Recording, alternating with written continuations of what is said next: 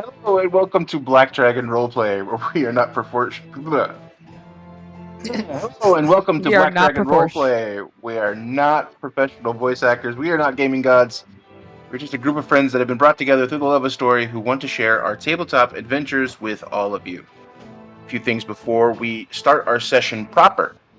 We are so glad that you're here watching us live on Twitch. We appreciate all the support that we have here. If you are new here and want to keep up with the campaign, please drop us a follow. If you'd like to support us, there's a subscribe button. You can drop your primes, sub for some emotes. Support the stream. We greatly appreciate everyone who does support the stream. We have a YouTube, we have social media, we have Discord, we have personal links all in the doobly-doo below. It's an old school reference for you. Just click down below and you can find all that information there. Unfortunately, this is our final episode of the Tribus campaign this year. For this year. Oh. Ooh, Yeah. heart attacks abound. Surprised is there. We started... TPK. Yeah, by the way, guys, final episode. We started streaming this game January 2021. So this will be 1 full year of Tribus when we start back up again in January. So I just want to say thank you from the bottom of my heart. Anyone that has ever subbed or supported us, the follows, if you came through from Brenna or Yumi stream or whoever streamed, Ryan or whoever else, we appreciate you. We thank you for being here. Thank you for sticking around. To the players, thank you for being so supportive of what we're trying to do here. You guys have become some of my favorite people in the world over the past 2 years. So thank you very much for being here nearly every week and playing in my silly made-up world. We will be streaming next week, but I will be away. But our very own Thumper Knox will be giving us all a Christmas-y-ish one-shot next week. Okay. So it should be good. I will be in a boring Christmas party that I cannot say no to, so I plan on sneaking an earbud in and being part of chat. So join me in chat next week as we get to watch that happen and unfold before our very eyes. We are now 36 episodes into this campaign, so if you've missed anything or would like to watch the show from the beginning, please take a look at our YouTube page. Every previous session is posted there within a week or two, so please join us on YouTube. Click that like button, click the subscribe button to see more Black Dragon in your feed. Ring the bell to be notified. It's simple. It's like, subscribe, bell. So from now on, to save time, I'll be referring to it as Lizabelle. So from now on, for clarity and time efficiency reasons, Lizabelle on our YouTube page. So please remember to Lizabelle at our YouTube. Everybody got it? We're clear? Yep. We love you too, Moose. We Yeah, love you good. too. We play D&D, but we also play video games on this channel and do other things. Join us this Tuesday for Thumper and the Moose, aka Tuesday nights, where we play through Xbox games in hopes that someone from Microsoft stumbles upon our stream and sponsors us. Except for this past week, we've been playing the latest updates to 7 Days to Die, where we've done nearly 1 month run up. We've done like a whole month of 7 Days to Die, like every single day streaming. So previously, and now we're trying the newest update. So tune in if you'd like to see some good old-fashioned zombie fun. And that'll be on Tuesday. For our recap today, episode 35, titled A Cold Wind Blows. As Branimir readies himself for the upcoming journey, he receives a quick vision, a flash of text from the Uplifter telling him to be the light, giving him specifics of how someone needs help. As the group prepares to leave, a worn-out Branimir receives a present from his artificer friend, a circlet of wheat that, when placed on his head, causes the willpower and fortitude of the user to be jolted into submission. The team heads out, and the first 2 days are relatively uneventful as weather holds. Day 3, the weather turns into a blustery winter storm that keeps the group from gaining any ground. Spending most of the day curled up in a very luckily found cliffside outcropping, keeping the team mostly warm and dry. Day 4, and the weather lessens in its ferocity, and the group trudges ahead, making slow but steady progress. At a certain point, Saoirse tells the group they need to cross an iced river to keep moving towards Titan Crest. Camiel and Emmy find their ways easily across with magic and wings, respectively. The rest of the group slowly make their way across the ice. When Saoirse is halfway between the banks, a crackling ice explodes from underneath her as a giant ice worm breaks through and eventually swallows Saoirse whole. The group attacks and ends the deadly creature fairly easily, but as they kill the large frozen beast, its body begins to sink into the freezing cold water, with Saoirse still inside. And that's kind of where we're at right now. Let's go back to our map here.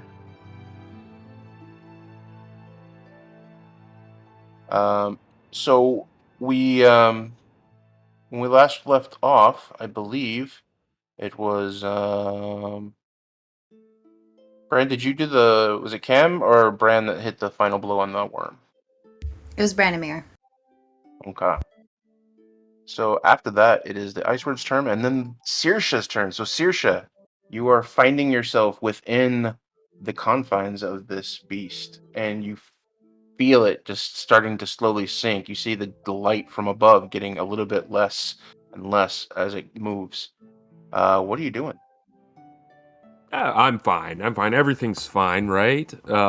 She is going to continue trying to Drax this thing up from the inside, unless does it look as she feels it die.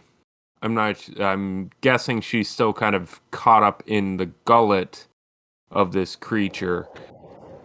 She would try to muscle her way out through its mouth now as she feels it kind of relax. Okay. Since it's not going to be fighting against you, let's roll a strength check, but I'll put a DC, so you're not going up against its strength check or anything like that. You're just going up into a DC about the size of this creature, the teeth and everything else. So okay. Try to release. 12? You're 12. I would say with a 12, you are able to get to near the end of this thing where the teeth are there, and you're able to kind of pull it open a little bit, and you suddenly get this ice of this ice bath, just whatever you were already wet and already getting deeper and deeper into the water, but you just open it trying to escape, and this water rushes into you. And so as you're trying to push it out, you get your head out and just barely, and you do not get your shoulders out. You're about halfway out at this moment. You cannot pull yourself all the way through. There's this initial blast of water that just kind of floods in. You cannot make it past. Okay. But you are about halfway out. So you're about halfway out, and slowly the ice worm is it's sinking into deeper into the river. Put it that way.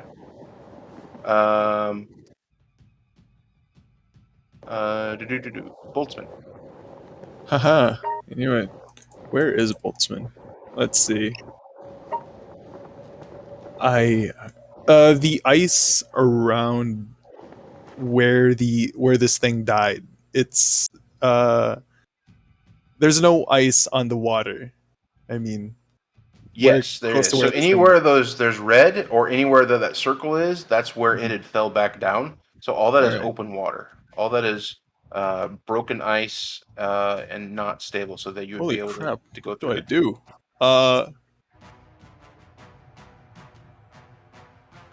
Crap. Okay.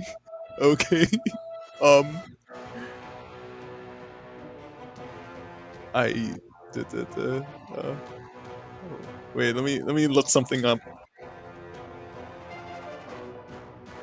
real quick.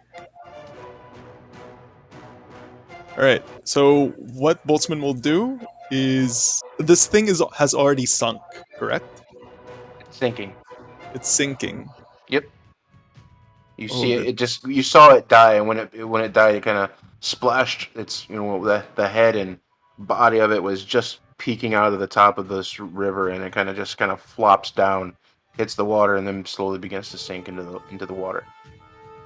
All right. What Boltzmann will do is he hops down onto the ice. Oof. Mm-hmm. And what he will do is he pulls something up from from his, what do you call this? From his bag of holding, Mhm. and it appears, and he pulls out what appears to be some sort of strips of what do you call this? Like a half mask with strips of cloth that almost resemble that of an illithid's mouth. You know, those tentacle things. Oh Mhm. my god. He puts it on his face and he casts Alter Self, and he will give himself aquatic adaptation. There we go. Damn. And putting it on, he takes a deep breath, stealing himself, and is that already attempting to help Zirsha? Is that going to be another action, DM? Can I do that on the same turn? So as you take your movement into the water, correct? Yes. Okay, roll a perception. I'll give you a free perception check to see what you see. Come on. Let's do this. That is a crap 10. Okay. That's good enough to be able to see. The initial dive into the water, you just are instantly, even though you are now aquatic and it may have helped you be able to swim and to breathe, that initial ice piercing cold just hits you and you freeze up immediately. Not completely, but your body just tenses into like a white light of pain as you hit the water first. You open your eyes and begin, let that adrenaline rush kick in to try to look for your friend that is now in front of you. You do see the body in front of you. You see the worm. It's not too far away from you. It's about 20 feet down. It's into the water. It's went down about 20 feet. And you see the head of Saoirse kind of sticking out the very top. If you wanted to make if you still have enough movement, you could move. It is difficult terrain here and here, but if you went into the water, then you'd have free movement because you're swimming, right? I still have 10 feet of movement. Okay, so you'd be able to get to the body. Mhm.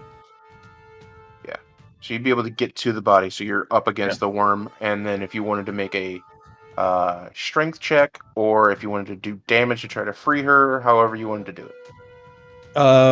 So just to give a bit more context how that happened, as Boltzmann runs, he pulls out that piece of cloth and he takes a deep breath, both to test this thing that he's made, and also to steel himself for the cold. And as he's running closer towards this hole, he takes off his coat, and also he drops his bag of holding onto the ice. Then he immediately dives down into the water, and seeing Saoirse's head just stick out from this creature's mouth, he swims down, and I will just try to. What am I going to do? I'm just going to try to. I don't have any strength on me. I will just try to assist. Use the help action if that's possible. So I could probably give advantage to whomever might try to open up this thing as well. To open up the mouth. I mean, Okay. yeah. It's just Mm. Boltzmann's just trying his damn best to put some leverage on the to pry open this thing's mouth. Okay. And yeah, that's it for Boltzmann. Help action, you aid gains advantage for the next ability check made to perform the task you're helping. Okay. Okay. That makes sense. Addie. What's Addie doing? Addie, seeing Boltzmann hop down into the river, Addie is going to follow suit. She's actually going to circle around where the hole is, or at least where the ice worm was, and she'll kind of peer over into the water, trying to see if she can find where Boltzmann is. She's not going to do anything, but she's going to kind of just appear at the edge of the ice. Well, Addie's just gonna find Boltzmann's coat and bag of holding over there. Hmm.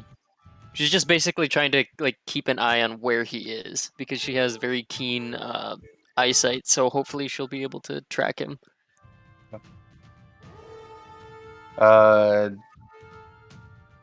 Dante, what are you doing? Watching everything in wonder. Well, Dante's Emmy's elemental is still out, isn't it? Mm-hmm. Yep, that's exactly what I was planning to do on my next turn. Yeah, so Dante's just going to sort of look at Emmy, or look across to Emmy and back at her elemental, and then just start pulling out a blanket from his backpack. So he's just going to like pull his backpack out and start pulling out a blanket so they can, because it's like it is full winter at the moment, isn't it? Yeah, I mean, yeah, it's snow. It's increased elevation, so yeah, you guys are definitely cold. Snow is blowing. Everything is bad right now. Yeah, all right. So, not blizzard conditions, but it's not good. Yeah, all right. Well, he'll call out to Emmy and just sort of get her attention. Pull them back out this way so we can get their blankets and coats on. Get them warm. Somebody start making a fire. Get off the ice. Gonna destroy the ice. Dante's still on the ice? Yeah, he sure is. Dante's on the ice. He's in a stable spot. Yeah. Okay, her immediate reaction is maybe you want to get off the ice. Okay. Well, I'll grab Boltzmann's stuff and drag them off with me. Because now I'm worried that she's going to obliterate the ice that's underneath my feet. Bubbles is a big boy. Yeah. Addie, no. Yeah, right. No! He's just got to go to the edge, blanket out, bundled Boltzmann's stuff under his arm and his blanket ready to go. Addie's new voice, by the way. I suppose it's my turn because I can't really say anything else. Like, Bran, what the hell's Addie doing there? Alright, if that's your turn, Ryan, Emmy, you are up. All right. She Bubbles didn't do so hot on hitting the creature, but luckily it died pretty quick. So she commands him to or something to It's gender fluid. to it's fluid everything. It's water.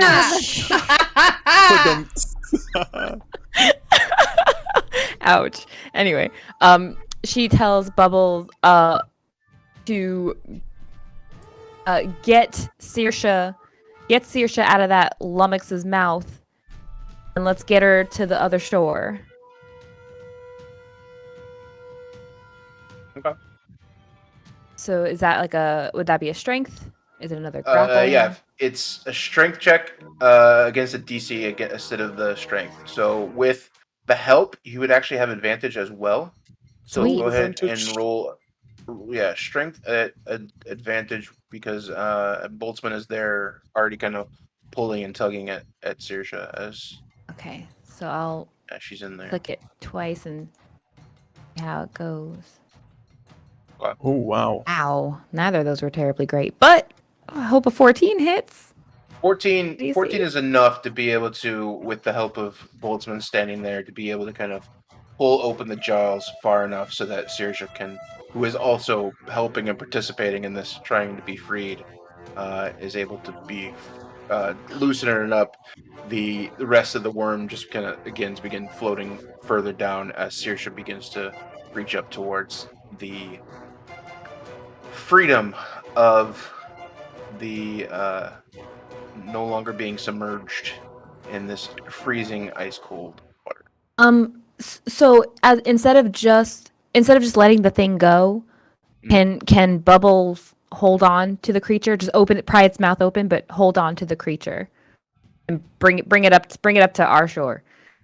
Are you? Oh, yes. So I could say he could do that. So it would be the next round, but since Saoirse is free, nobody's going to be taking actions anyway. So yeah, I would say that would be perfectly acceptable. If Saoirse, as you It's kind of dead. swim up to the top and break, yeah, it's dead. Saoirse, as you kind of break through and you take a big gulp of oxygen as you get to the top, and between Boltzmann and yourself, you kind of make it over to the side. You just see Zoidberg beside you. How the hell did I do that thing? Where did Dante go? Oh, there's Dante. I wanted him to go to the opposite shore, over to where Dante was, because I saw Dante. She saw Dante pulling out the blankets. Yeah. Okay. There they go. Okay. Oh, God. That will end combat. Just over here. I've got a worm to dissect. Oh Jesus! Who killed the worm? Cameo. Who killed the worm? Bran. Yeah, the worm. Brandomir. Yeah, Bran hacked away at it with his spiritual weapon last week. Brandomir. We've already made our incision. Nice. Sorry, Right, yeah. and he's like, it's not a clean incision, but it'll do. I was gonna Hopefully say- not too many of the organs were damaged. Watch out, Bran. She gets angry when you kill things. Yep. I want to slow your mouth, Dante. Boltzmann in the meantime, he's curled up at the back. Okay. He's All right. heating himself up with his No.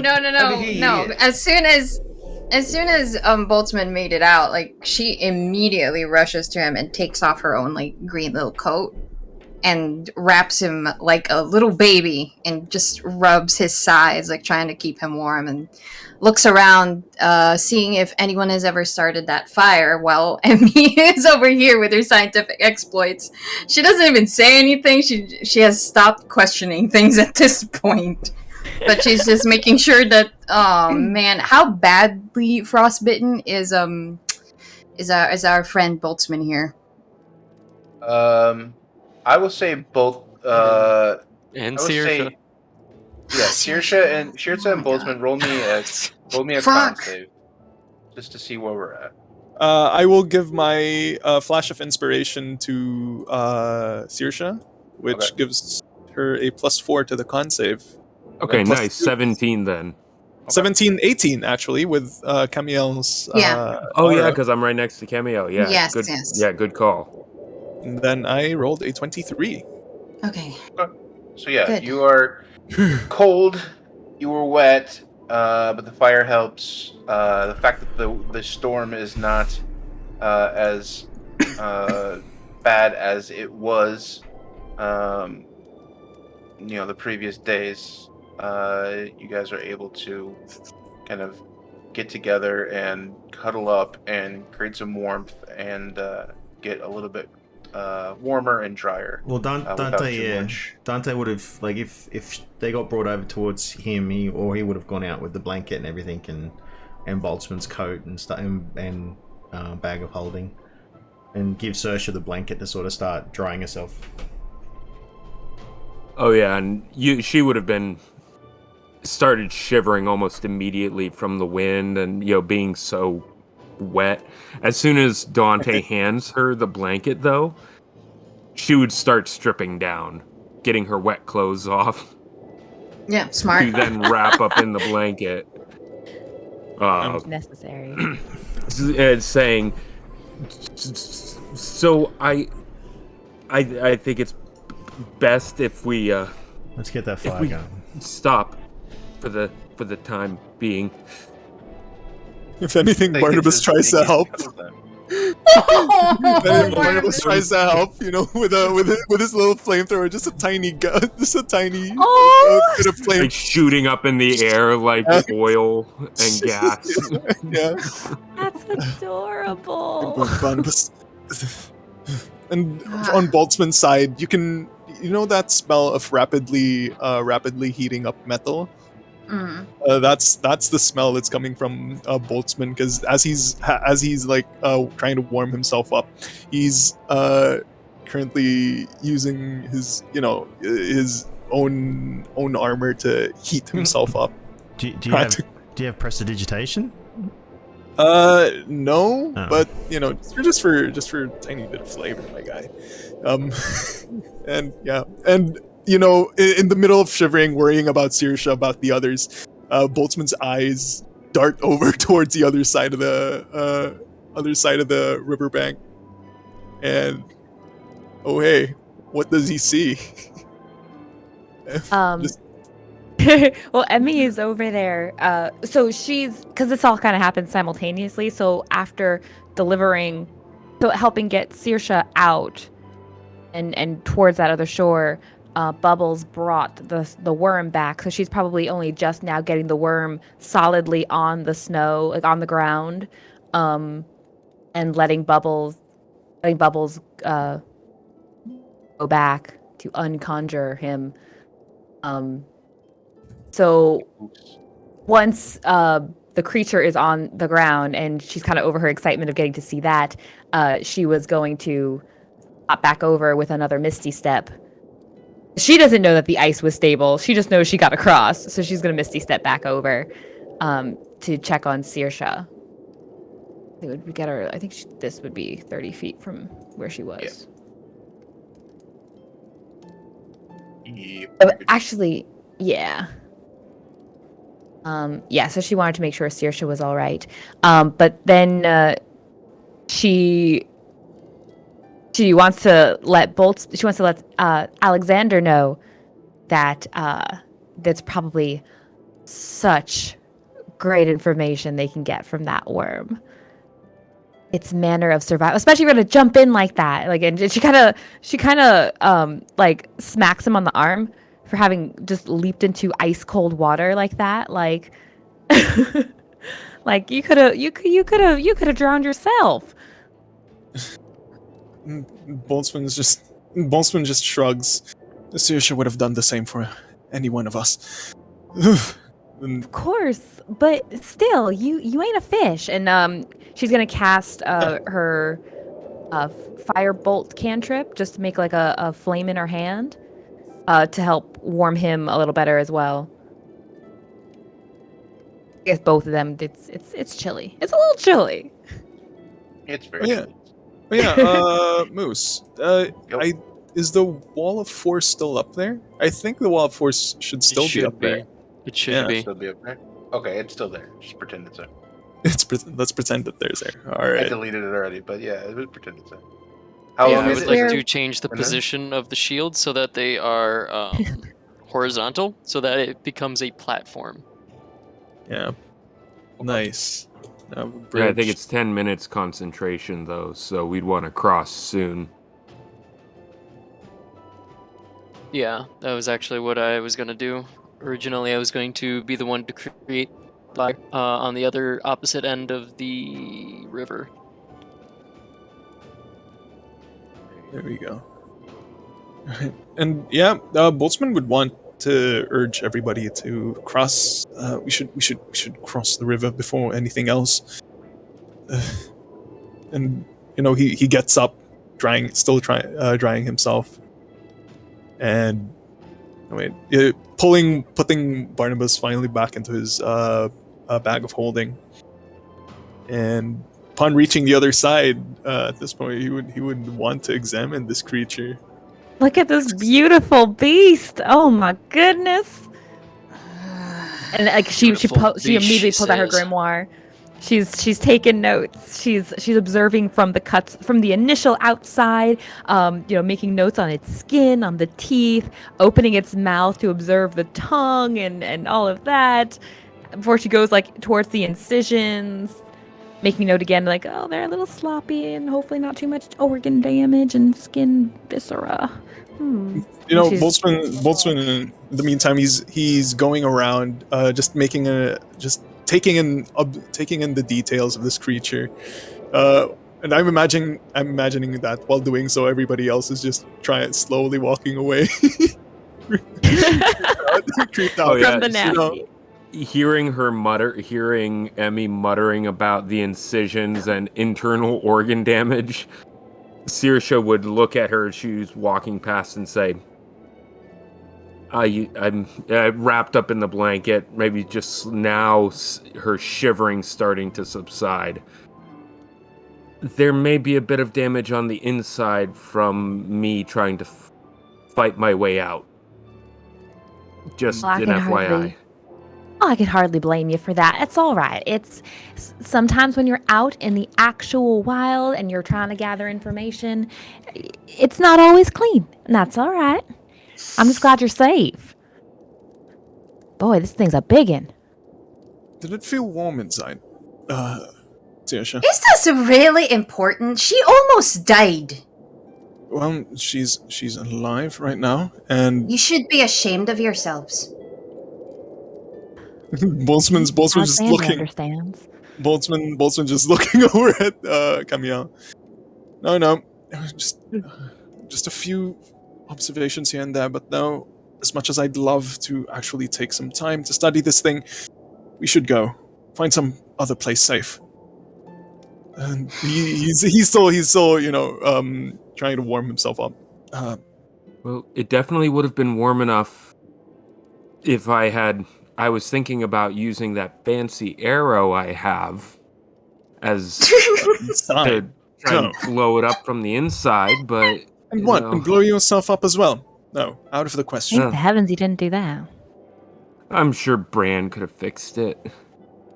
Well, I'm sure it would have been a fine experiment, too. Alright, let's get out of here.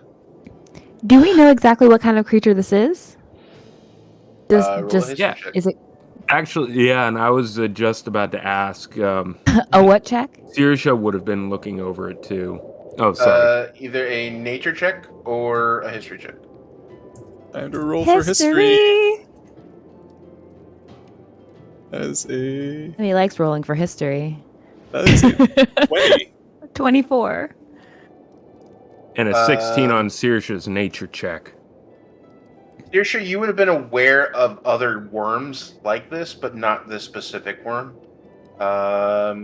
In Emmy and Alexander and Boltzmann would both know of this creature specifically. Known a little bit about it, especially Emmy with the 24. Known that it's only found here in southern Alma and then other continents on the planet, but not anywhere else. Inside of Tribus, this would be the only place that you would find it, is in the mountains and skiing. You know that it's typically water-based, but it can go under land. It's just more comfortable in the water. So as long as you continue without crossing too many more lakes and rivers, you should be fine. You do know that it's known for like the weirdest thing about this thing is its body is almost translucent. So like when Saoirse was inside, you could see the inside and see kind of Saoirse like inside it as it was still thrashing around. Not completely. You just saw the shadows were different. You could see that it was somewhat translucent, kind of opaque. But you could definitely see through it now. You can kind of see now that you're up close to it. You can see like different organs and how certain ones kind of bled out. And it's not really blood. It's more like a ichor and like a. There's like two different types. There's like a black ichor on some parts of it, and the other part is almost like a crystal clear liquid that kind of goes through. That's again this opaque liquid that kind of goes through and pumps through. In the quickest way possible, Boltzmann's gonna try to take a bit of this thing's skin. That's exactly what I was gonna do. And a few samples of its blood, and then he's not gonna take his he's not gonna take his time with it. He's going to rush it. He wouldn't care if it's poorly the skin that the samples that he took was poorly poorly taken, and he would rush back over to his mom and dad, to Camille and Bran. They're waiting, Pat. And despite shivering, he's got this smile on his face, like a kid who just found a shiny rock during a trip to the park or something like that. And he's just going to nod. Let's get to safety. In the meantime, I don't understand how you can still cut through that thing while you're shivering. You're hardly even warm yet. Look at you. You're. Ooh. Come on. Boltzmann's still smiling. he's just smiling through it all. Lucky He's you doing the didn't take a same. finger off while shivering. Oh, Saoirse, how are you doing? Well, feeling warmer, but I think finding cover somewhere for the time being until my clothes are dry might be best. Are you completely naked under that? Yes? Oh, dear. All Yeah, right. and her clothes she would be holding her clothes in one hand, sticking out from underneath the blanket. Okay, give me the wet clothes. I'll take care of it. Just try and stay warm. She'll offer to just carry the wet clothes and God, And Saoirse. she would pass off her weapons and clothes and armor to anyone who reaches. She kept her boots on at least because she's not going to walk barefoot Barefoot in the snow. Nice. Good At lord. least she kept her boots on. Yeah, she knows it's not a good idea to walk barefoot in the snow until they can get somewhere where she can sit down and warm up her feet. But anybody who had been paying attention as she was stripping down, she would have tried to keep herself covered. But I know Camiel's the only one who's actually seen the scars that she has. But anybody else paying attention would have seen them on her back. We were in that tub together. Yes. Out of context, that doesn't sound right. But yeah, we were in that tub I mean- together. Oh yeah, that's right. A couple of you Yeah. did show up. Emmy's Spring. the only one who probably Spring. wouldn't have seen them. So, but I don't know if she would have noticed because she was so excited about the Oh creature. no, she's as Boltzmann was not carefully taking a piece. She's like dissecting this. She's nabbing like this perfect square sheet of its kind of translucent skin, and she's also getting a vial's worth of the crystal, like the clear ichor and then the black ichor.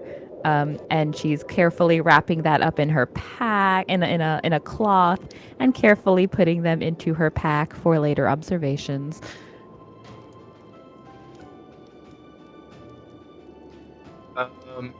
So how far do you guys go before you need to stop and kind of reset? I think Saoirse, if the others would let her, Saoirse would probably continue to lead the way and try to find at least a dense copse of trees, if not basically a small cave or indentation in the wall of the mountain. How long have we been traveling before we came across this thing? Was it later in the day? It was about midday. Okay. So after the battle, after you guys get dry, after you take samples from the ice worm, yeah, it's probably 1 o'clock or so. You travel for roll a perception for me, Saoirse, as your perception or survival, whichever you want. Did you look for a place? I'd say it's the same modifier, so 10. Nah, she's still cold. Yeah. I would say it's about 10-15 minutes, not too far, and you find a place. And you find this kind of outcropping that kind of gives you a little bit of shelter. This is you're starting to get higher into the mountains, into the foothills, and kind of elevation is increasing and everything like that. So it's you still find places where there's lots of outcropping of rocks and lots of different ways that you can find shelter, because you're not quite up on the mountain itself yet. You're still kind of working your way that way. So you're about 20 minutes from the riverside when you find a spot.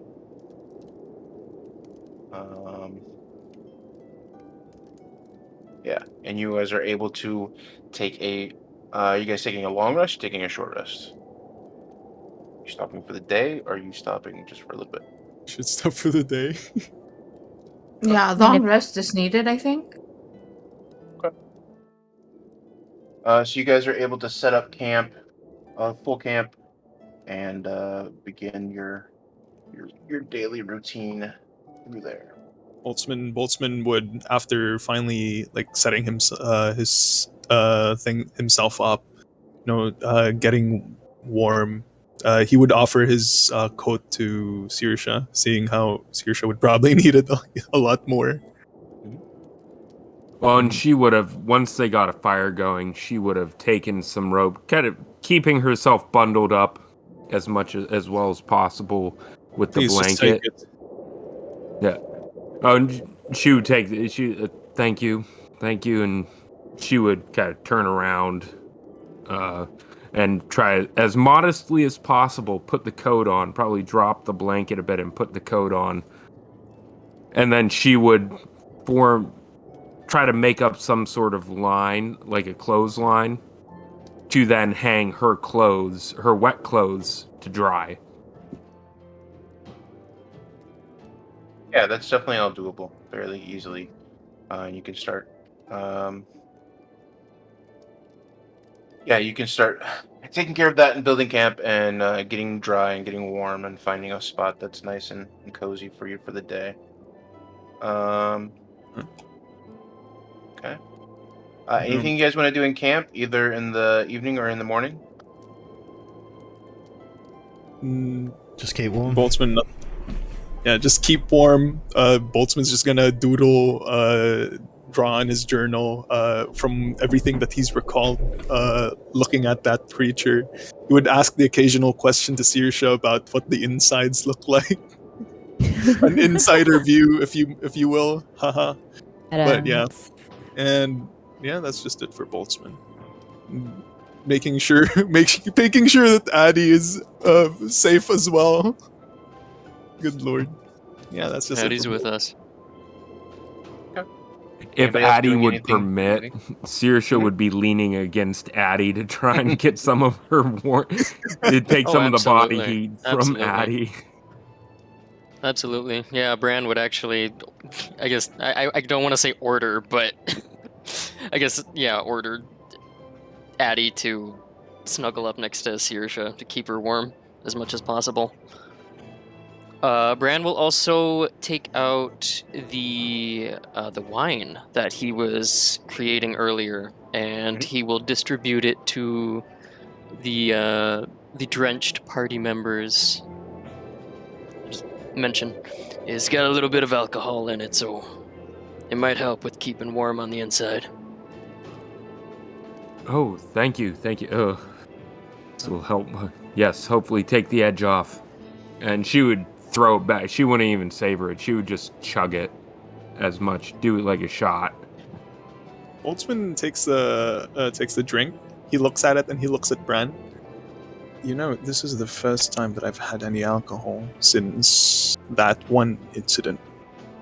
And referring to that illicit incident that he had. And Boltzmann just It's nothing crazy, Bolts. He swirls. He just swirls the liquid inside the container, and he slowly just drinks it. Good stuff. Thanks, Bran. He hands Bran back the whatever container it was. Bran nods as he takes back the little wooden cup.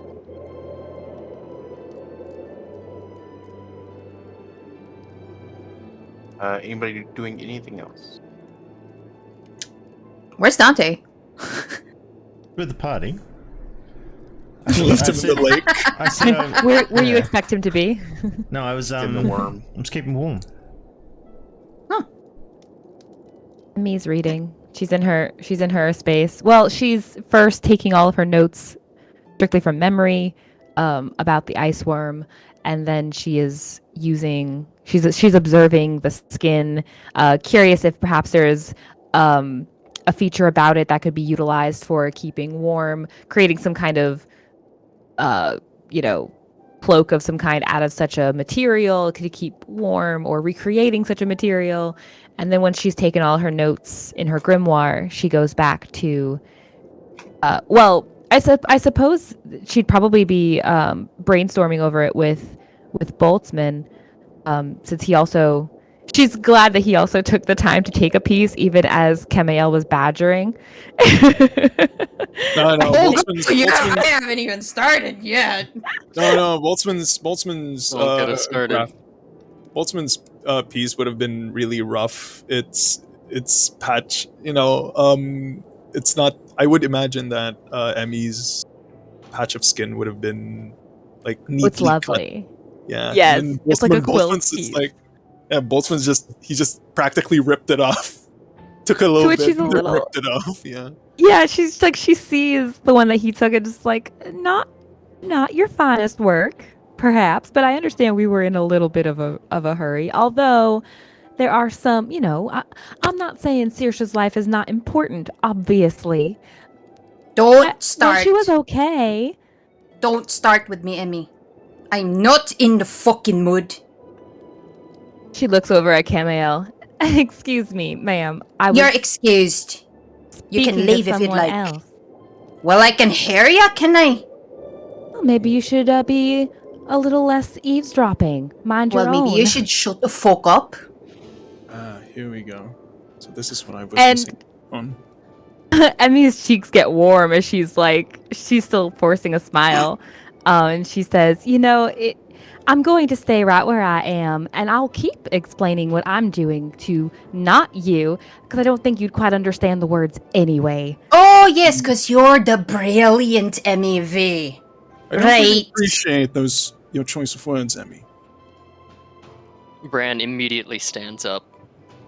Right, but friends, we should focus more on Boltzmann. Boltzmann is now at this point. He's just putting his journal, all the samples back into his bag of holding. We should just focus on getting to our destination, doing what we have to do, and be safe all the time. I'm going for a Healing. walk. Actually, Bran will follow Cam. A short Right. pier. And And he- Boltzmann's just gonna go back. He's just gonna try to rest for a bit. He goes back to her partitioned corner. She's got this very forced smile on her face until she disappears behind her sheet, her curtain, and she wants to keep working, but she's actually really disappointed. And so she's just kind of staring at her notes, but she can't really focus to do anything else, and so she's just sitting there until they decide they are ready to go on and wherever they're going to go, or go to bed for the night. I'm sorry, Emmy. Dante's sitting in the corner, he's got his own little red journal out, and he's sort of just watching everything, slightly amused. When everyone sort of goes their own way, he just sort of taps the pen on his tongue and starts scribbling away in his own little journal. This is going to be a fine story to tell. Yes, it is. Most definitely. Of course, when I retell it, it came to blows and the sky lit up, but it'll be okay.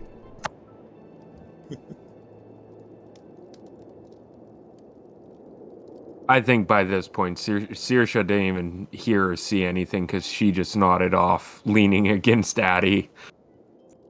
Poor Saoirse. Good on you, Saoirse. Owlbears Saoirse needs a break finally. Oh, no. Owlbears purr. I need to know. They snore. Aww. Aw, Aw, cute little thing. that would have been the Like a cutest. Rottweiler puppy. She's Yeah. laying there snoring. Yeah, Well, if someone Addie's hadn't gonna ticked off the curl around. wizard, she could have made a purring sound with her what's that spell called? Thaumaturgy. Oh goodness. But you ticked off the wizard. No comment. What's Paladin are pissed. I don't know. what's the cleric and paladin doing then? Yeah. So yeah, she kind of stormed off. She didn't even know that Bran was following her. She just wanted to. She knows that the shit that came out of her mouth is not normal Camiel. She's not usually that aggressive with people, so she kind of decided to just remove herself from the situation because she's not even helping. She doesn't feel bad about what she said. She just feels bad that she even said anything in the first place.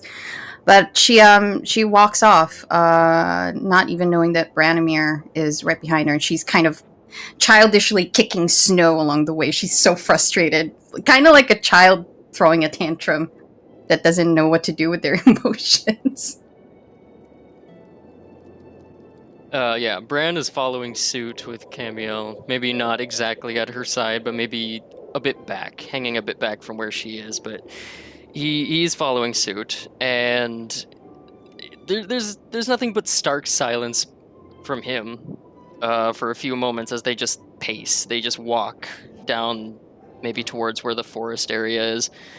But Bran is visibly frustrated. His hands continue to just. He shakes his hands as if he's spilled like oil on them. He's just constantly flicking them as if trying to shake off some sort of liquid on his hand, until he finally just voices out loud, "You know, Camiel, if I die, make sure that you bury my body first before they try to pick through my corpse as an experiment." Camiel kind of stops her kicking, her incessant kicking, and looks towards him.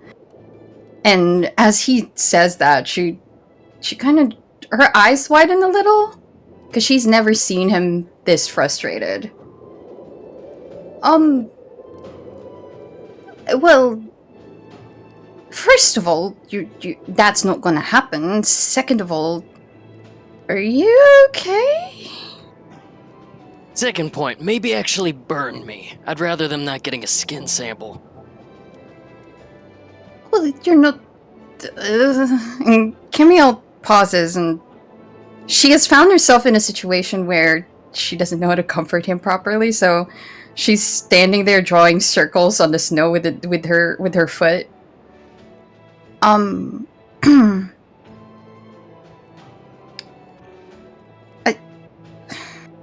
It's really difficult. I'm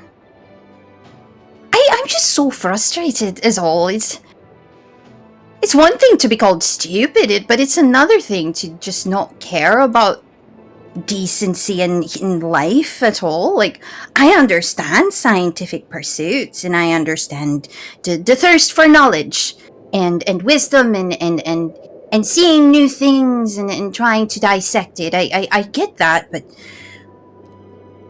to blatantly question my care for others because someone just wanted to dissect a worm.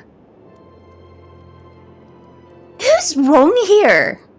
I'm really trying to understand. Maybe we're both not wrong. Maybe we're both right, and at the same time we're both wrong.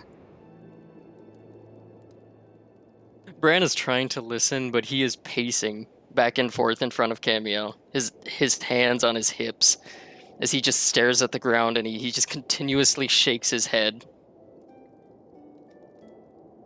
You know, I've kept my mouth shut these past few weeks,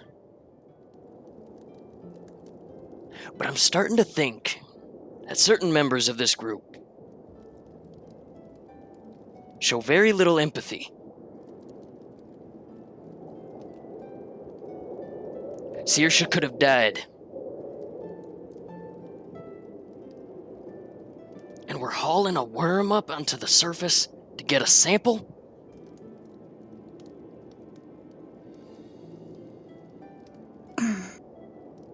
Camiel looks down as he says that Saoirse could have died.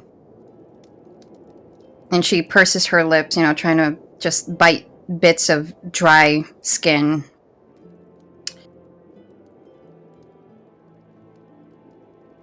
I feel very conflicted because I don't particularly find her evil. But I just want to hit something. She frustrates me so much. I don't know, maybe you would understand her a little better. I'm not very good with communicating with her. Obviously, I thought I was good with communicating with people. Apparently not. Maybe you can reach out to her and try to figure out what's the deal.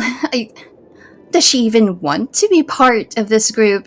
Are we just being used for her scientific exploits? If so, why is she staying?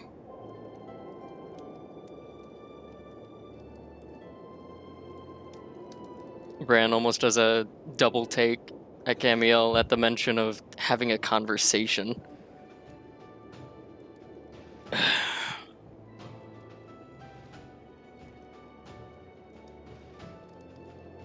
I'm not quite sure, Cam. Why not? I'm not in a good headspace right now. Well, Maybe I it'll can't wear do off it. in a couple of days.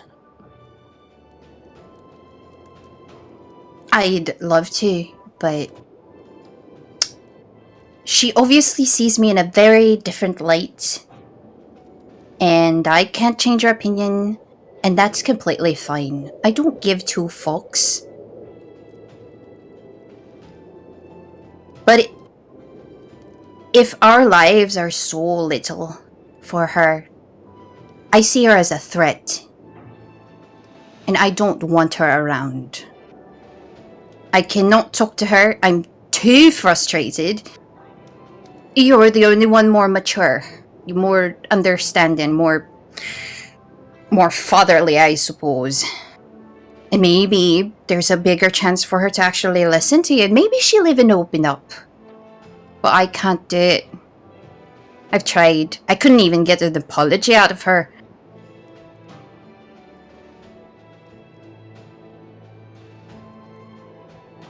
I've noticed you two have been at each other's heels since the incident with the witch. Petty Mind squabbles. filling me in on that?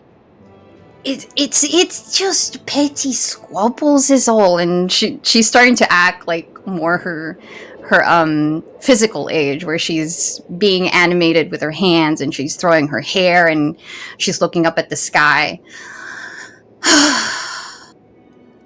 I said hurtful stuff.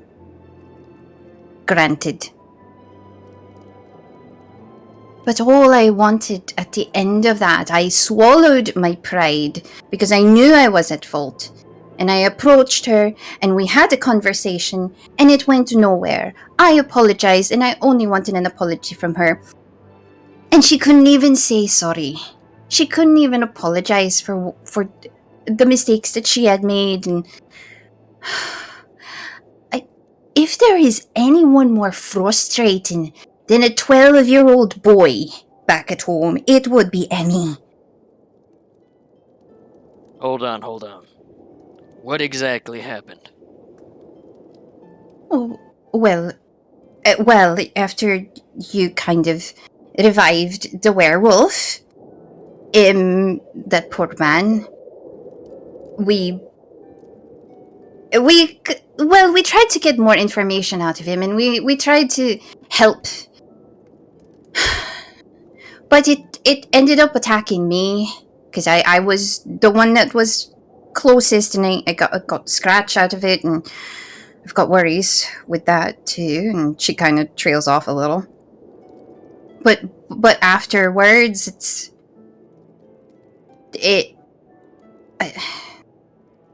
she walked off, and I decided to take care of the corpse with Saoirse, and Saoirse took a bath, and I walked over to her, and we had a conversation, and the conversation turned sour. And you woke up, and that's it. And a few things were said that don't really matter. She seems very fixated on the idea that I have something against humans or a certain race. I don't know. It seems like I don't know. It's like I brought on some form of animosity from her simply by saying certain things do not belong. Unnatural things. That's right. That's what I said. Unnatural things deserve to not be here.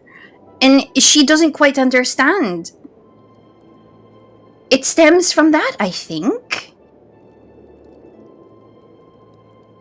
Well, you seem to be doing quite well with a group full of misfits. I mean, human. Brand points to himself. Dante, half-elf. I mean, hell, back when we had Apricity, tiefling.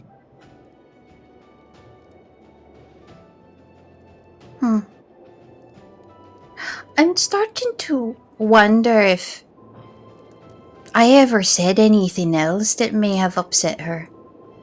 It's kind of like the Boltzmann thing again. I feel like back then Boltzmann hated me, but then he didn't hate me.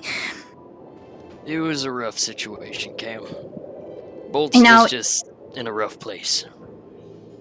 Well, maybe she's in a rough place too, but she's not opening up to us. And how can we understand her if she doesn't talk? She says that in a really frustrated manner.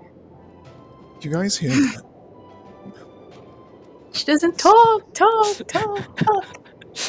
Boltzmann bites his tongue. But, Brand crosses his arms, just kind of kicks at the snow as well, just once. My only gripe with MEV is...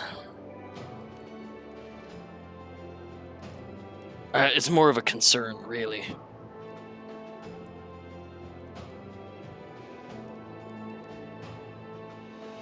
Brand kind of looks to Camiel as if to affirm that she won't speak of this to anybody else in the group.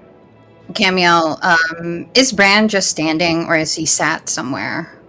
He's standing. He stopped pacing at this point, and he's just got his arms over his chest. She will approach him and listen intently. Go on. I mostly fear for the party's sake, in terms of... Well, what is Remy going to be willing to pursue? Or what is she willing to sacrifice for the pursuit of science?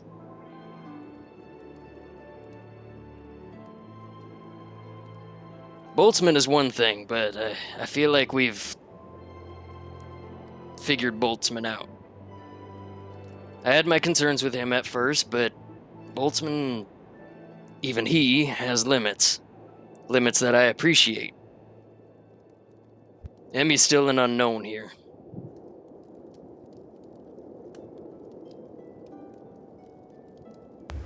Particularly with her fascination over that puppet. Oh, the puppet. Moontree, was it? Moontree.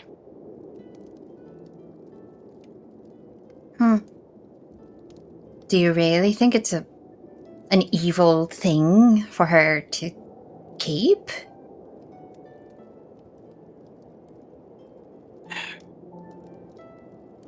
There are some things that we just don't mess with, Cam. And that puppet is definitely one of them.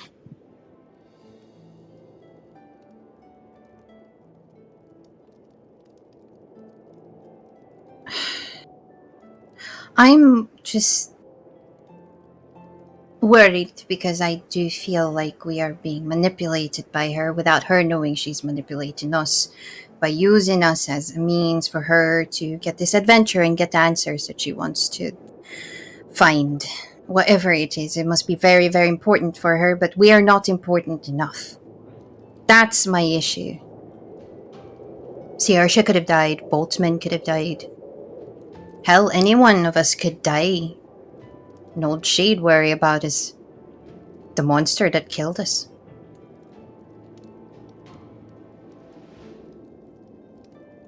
Again, make sure that thing is burned.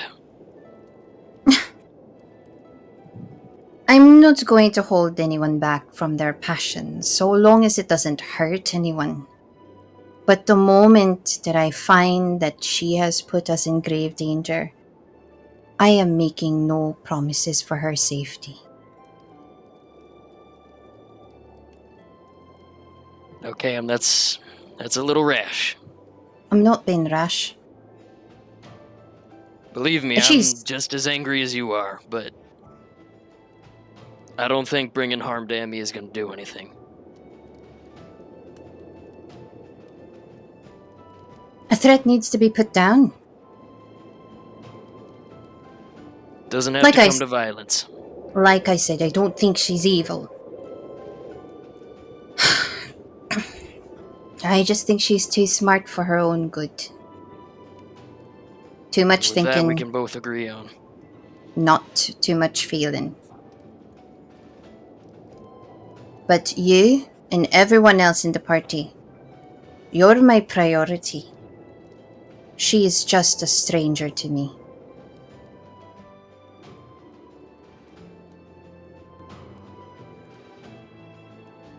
I don't feel bad. Is that bad? That I don't feel bad? To a certain extent. You have your way of thinking, and other people have theirs.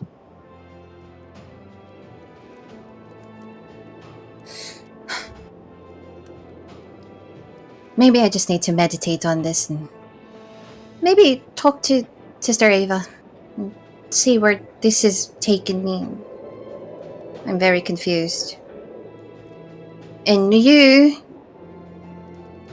Well, I really do feel like you should try and talk to her.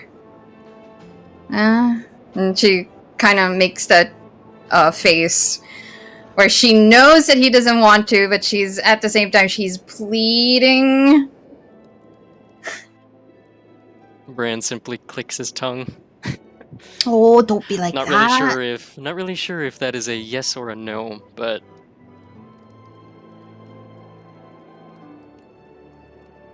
you know I wasn't born a cleric, Cam.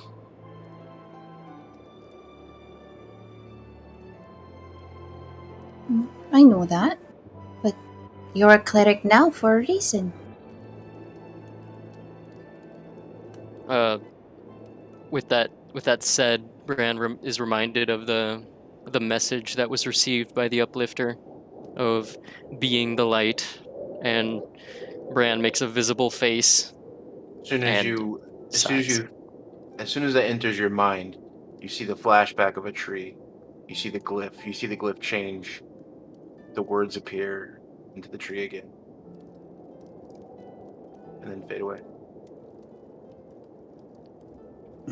Bran sighs, and then he looks up at the sky, makes a face, and shakes his head. Oh, the things I gotta do.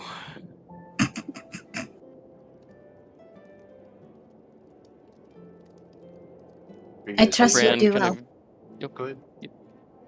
Yeah, that's the only thing that she's gonna say. I trust you do well. I trust you Bran with my doesn't. life. Oh. Bran kind of gives a half smile and then cranes his head towards where they set up camp. Should we head back?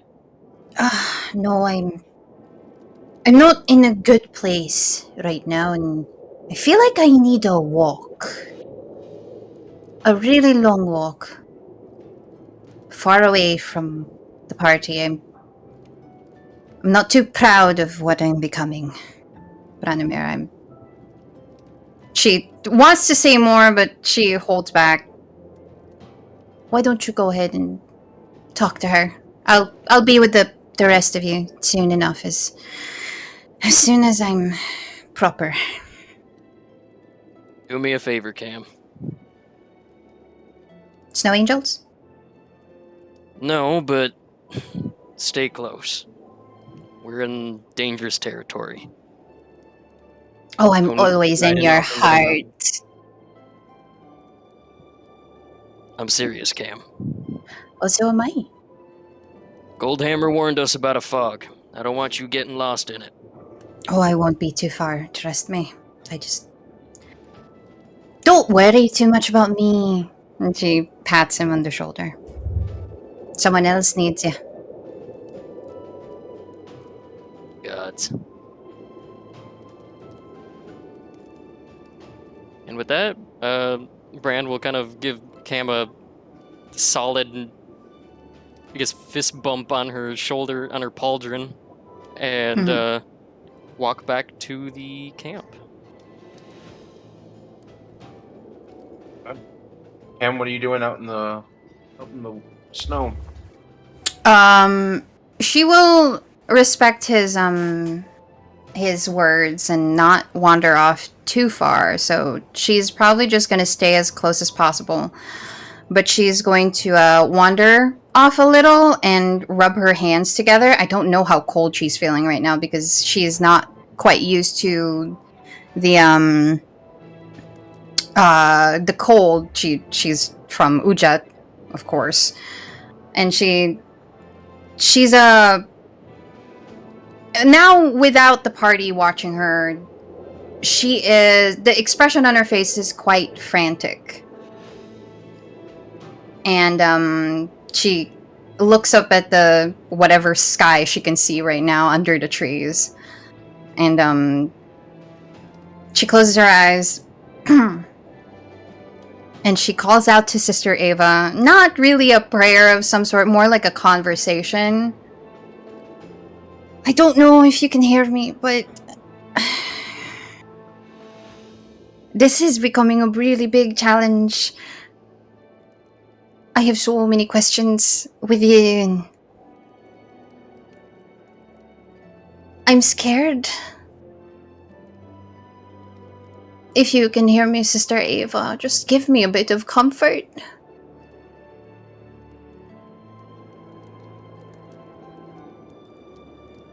And she leans on a tree and just sits down, trying to keep warm as well, and wraps her wings around her, and she just closes her eyes in silent meditation, even though she hasn't really done much of that.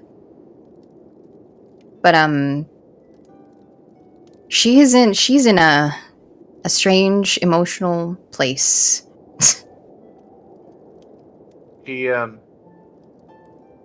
as Camiel sits down into the snow, leans up against the tree, there's a moment there where the wind picks up and you can just feel the wind just kind of cuts through her, even through the wings and everything. She just feels this slicing cold through her.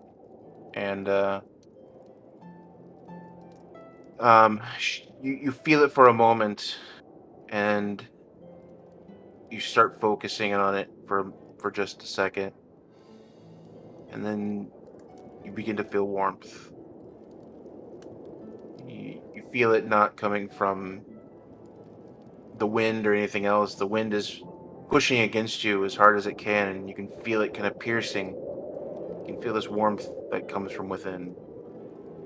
Your wings wrap tighter around you. You feel this warmth within your chest kind of just bubble. Very slight whisper. Not a specific word. You just hear voices.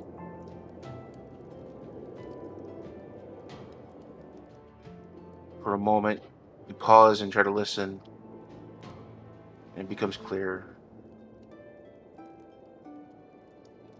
You hear, "I'm with you. Be there for them." I can't. I'm too mad. Help.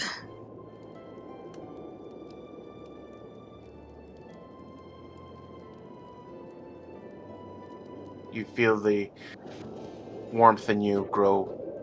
You look up and you see almost the same sky as you do over the temples in Ujat. This green, almost aurora of light that kind of sprinkles across this entire sky. This visual that very specific to Ujat, but you see it there. You feel the warmth. Slowly, after a moment, it fades. You're there. You don't feel too different. You're still wrapped up in your emotion. You're still wrapped up in your thoughts. You're still wrapped up in your feelings. You know that Sister Ava's still with you. You know you feel her warmth and protection.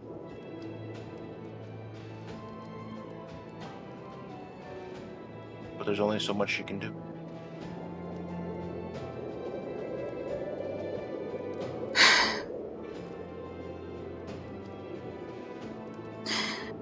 Sister Ava,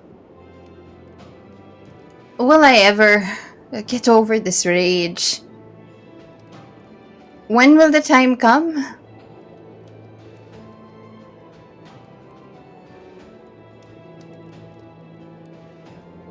You don't hear an answer. Answer me!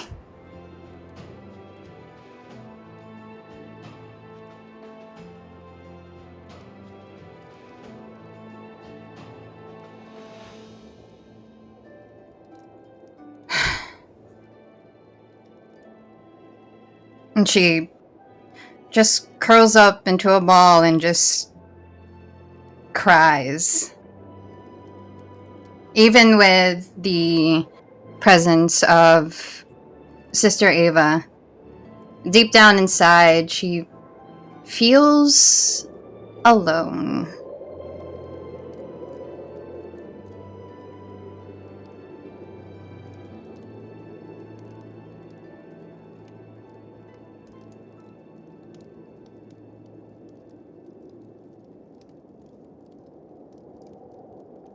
Bran, what are you doing back at camp? Sorry. I just typed it down. Yeah, as Brand returns to camp, he is going to first see Saoirse and check up on her. And apparently Boltzmann is snoozing soundly with her.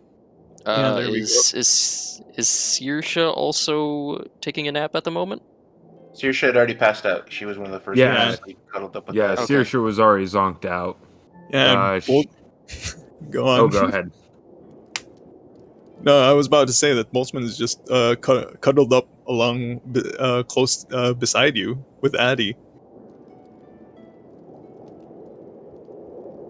Yeah, before, as far as during combat, she was at 41 HP, but if they're taking a assuming they were taking a long rest, she should get the HP back. But otherwise, she was probably just cold. She was just cold, nearly frostbitten, almost eaten. Well, in the process of being eaten.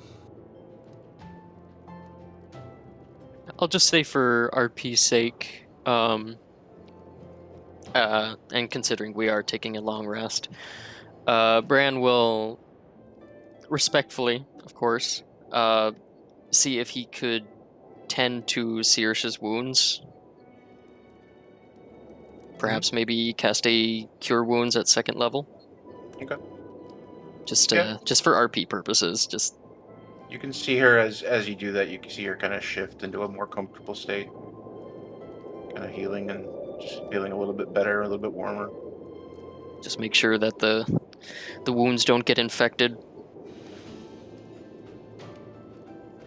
Out of curiosity, do you touch her when you do that? And if so, does she wake up? Would be my question. Is it a touch spell? What'd you say? Cure wounds. Cure Wounds is Shouldn't be. I don't think it's a Uh, touch spell. no, a creature you touch. Oh, it is? Okay. In that Healing case, Word is the ranged one. Yeah, that's right. That's right.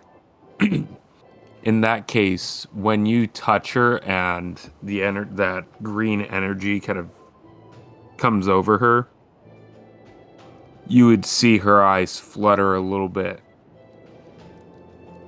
Bran? Oh. I'm here, God. Saoirse. Sorry. Oh, don't I worry. apologize. Oh, I needed the rest, I guess. And she would sit up a little bit, pulling pulling Boltzmann's jacket a little bit closer around herself. Well, it's certainly not as cold now as it was. Oh. Wait, she would look around. Where's Camiel?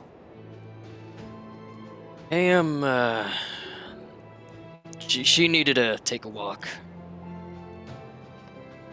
Bran kind of makes a face at Sirsha as if to indicate, you know what I mean. Let me guess, her and Emmy again? You guessed it. No. I must have been out. I didn't even hear if I wouldn't have heard a thing. I'm sure. Well, it's a good thing you were passed out. It was quite the screaming match. I'm surprised I didn't hear anything. She would chuckling a little bit. Oh. Somebody needs to pull those two together.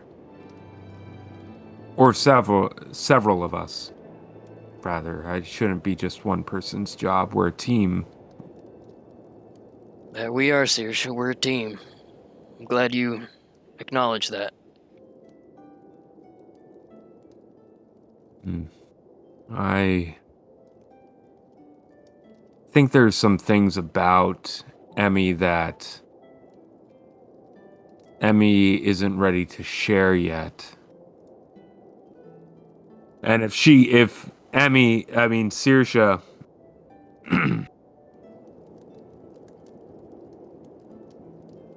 Sirsha would look over to where Emmy has maybe put up a curtain for her own privacy. And she would lower her voice. Certain things about herself that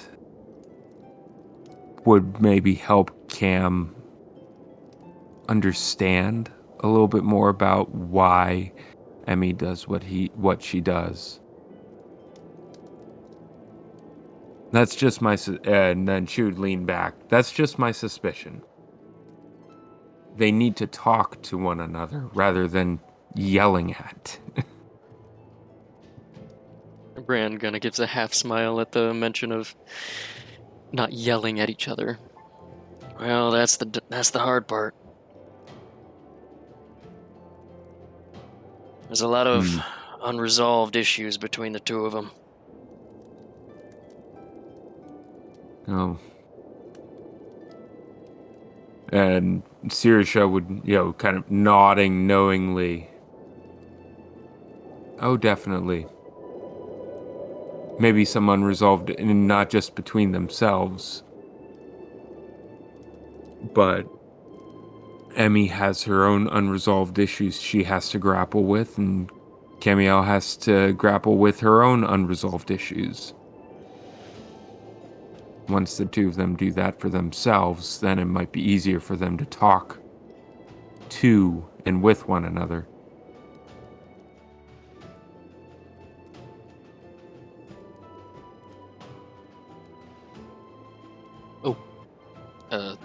Yeah, I think that was for Emmy. Yeah, Emmy, if you can roll a perception check with for it. disadvantage to see if you hear anything that's going on the other side of the camp.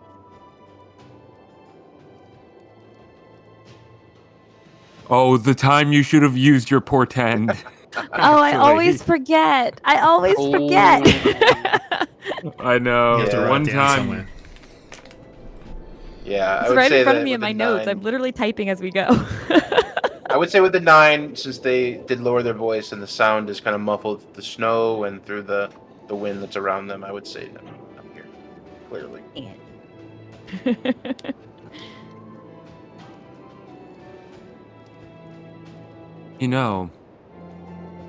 And Sirsha would be raising her. She's talking quietly because I think she would look over and see Boltzmann sleeping and feel Addie breathing calmly. She doesn't want to wake them up. So she would raise her voice a little bit, but just above a whisper, but still trying to keep quiet. I could always say something to Emmy, see how she's feeling.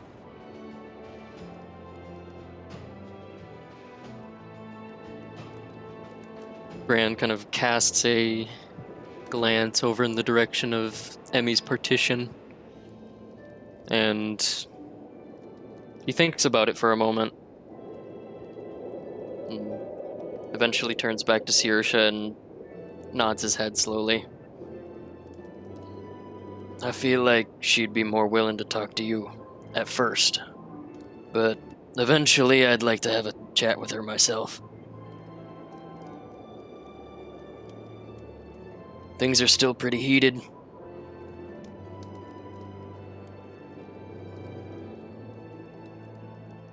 Yeah. We need to survive this mountain and our mission. Perhaps when we're back in town, that might be the best time to address some of these lingering issues between the two of them.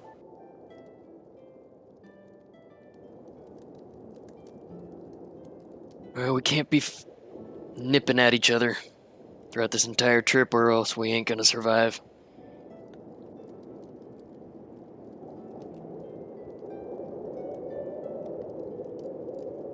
Yeah. We already had a close call. So I'll be more mindful, be more attentive going forward to make sure nothing happens to anyone else. That Don't creature, you worry about it, Saoirse. That you couldn't have known. Hell, I didn't even know that type of thing existed. I've heard of them. Never, I've heard of other kinds, but nothing like that one.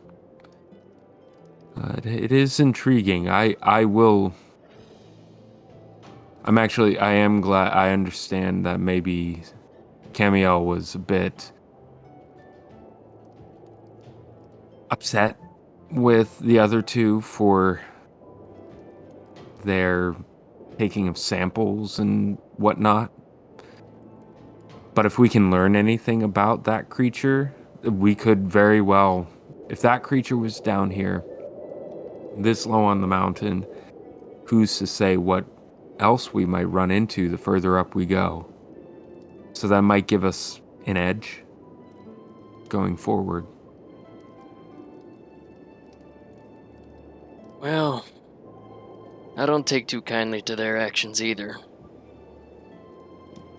Bran kind of makes a point to make sure that the partition is still closed.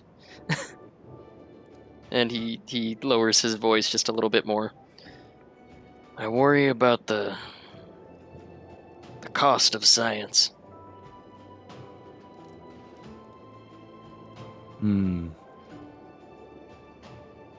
Well, don't we all have things that we sacrifice in pursuit of our callings?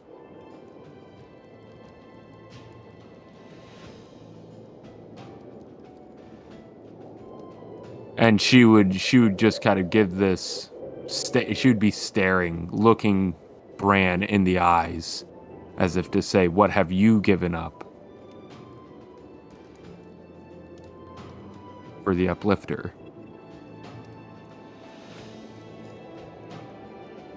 Bran tries his best to avoid eye contact with Saoirse as he tries to focus more of his energy into knitting her wounds together and trying his best to close the wounds. But he can't She help would but grasp his hand. She would lay her hand on top of his as he's probably touching her shoulder, and just squeeze it.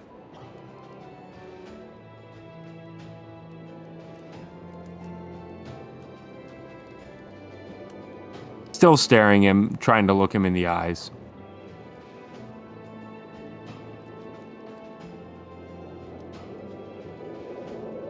Bran would eventually look up at Sirisha, and he would sigh and kind of bob his head back and forth. It's less about what I gave up and more about what was taken from me. A sad smile would come across Sirsha's face. I can understand that better than you may know. And I'm sure Boltzmann here can also understand that. Losing something. I wonder if Emmy's lost anything that racks her with guilt.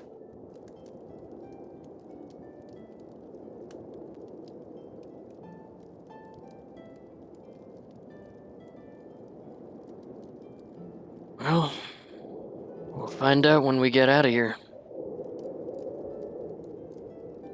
Maybe the best thing for all of us is to get some rest and just continue on tomorrow. I'm definitely feeling.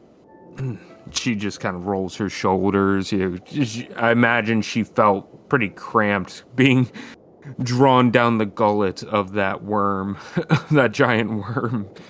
Not to mention have Addie pressed up against her, like the sheer weight of an owlbear.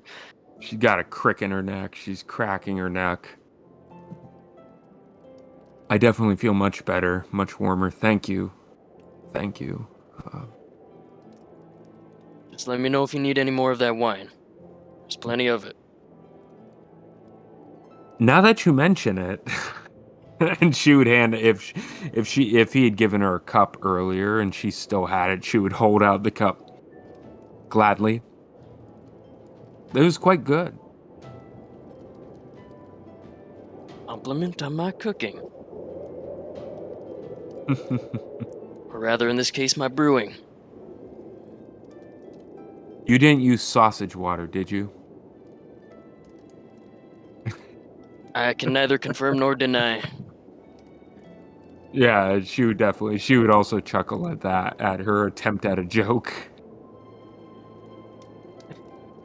And with that, I think Bran would definitely step away to produce more wine for Sirsha so that she is adequately satisfied before proceeding with the rest of the camp duties. Because I know the DM wants to proceed. Yes. I'm rolling with it. I'm good.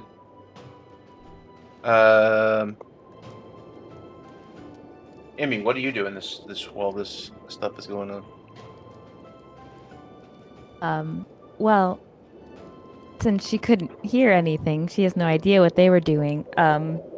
She, after a conversation with Boltzmann had been interrupted,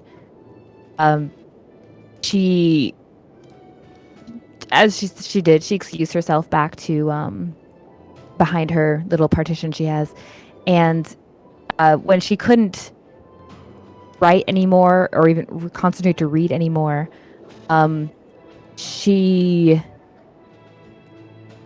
was kind of just sitting there and contemplating a number of things and how kind of familiar the situation felt. She actually sits. First, she considered speaking to Professor Vormund, and even that didn't feel right. It wasn't a matter of like knowledge anymore. Like something's not right, and it's not knowledge that she's seeking at the moment. And so she takes out Moontree, and she just has Moontree kind of sitting in her lap. Can't remember if she just speaks to him without. No, she can put the puppet on her hand.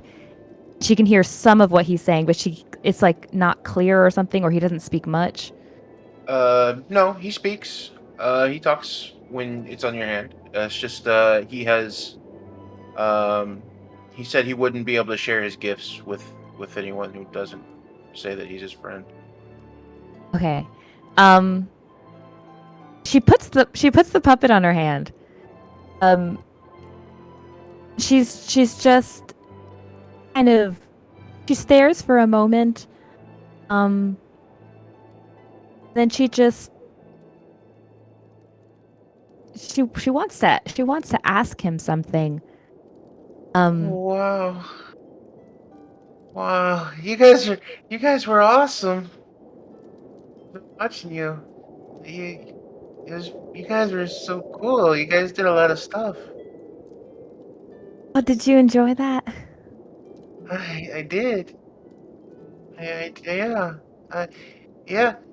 With the spider witch lady and the werewolf, and with the ice Yeah. worm.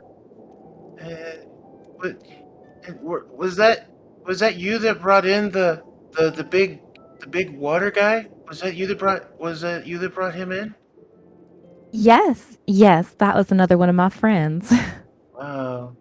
You have lots of friends. I every time I try to get I don't have much control, but every time the ball just kind of rolls in front of me if I'm trying to look at something.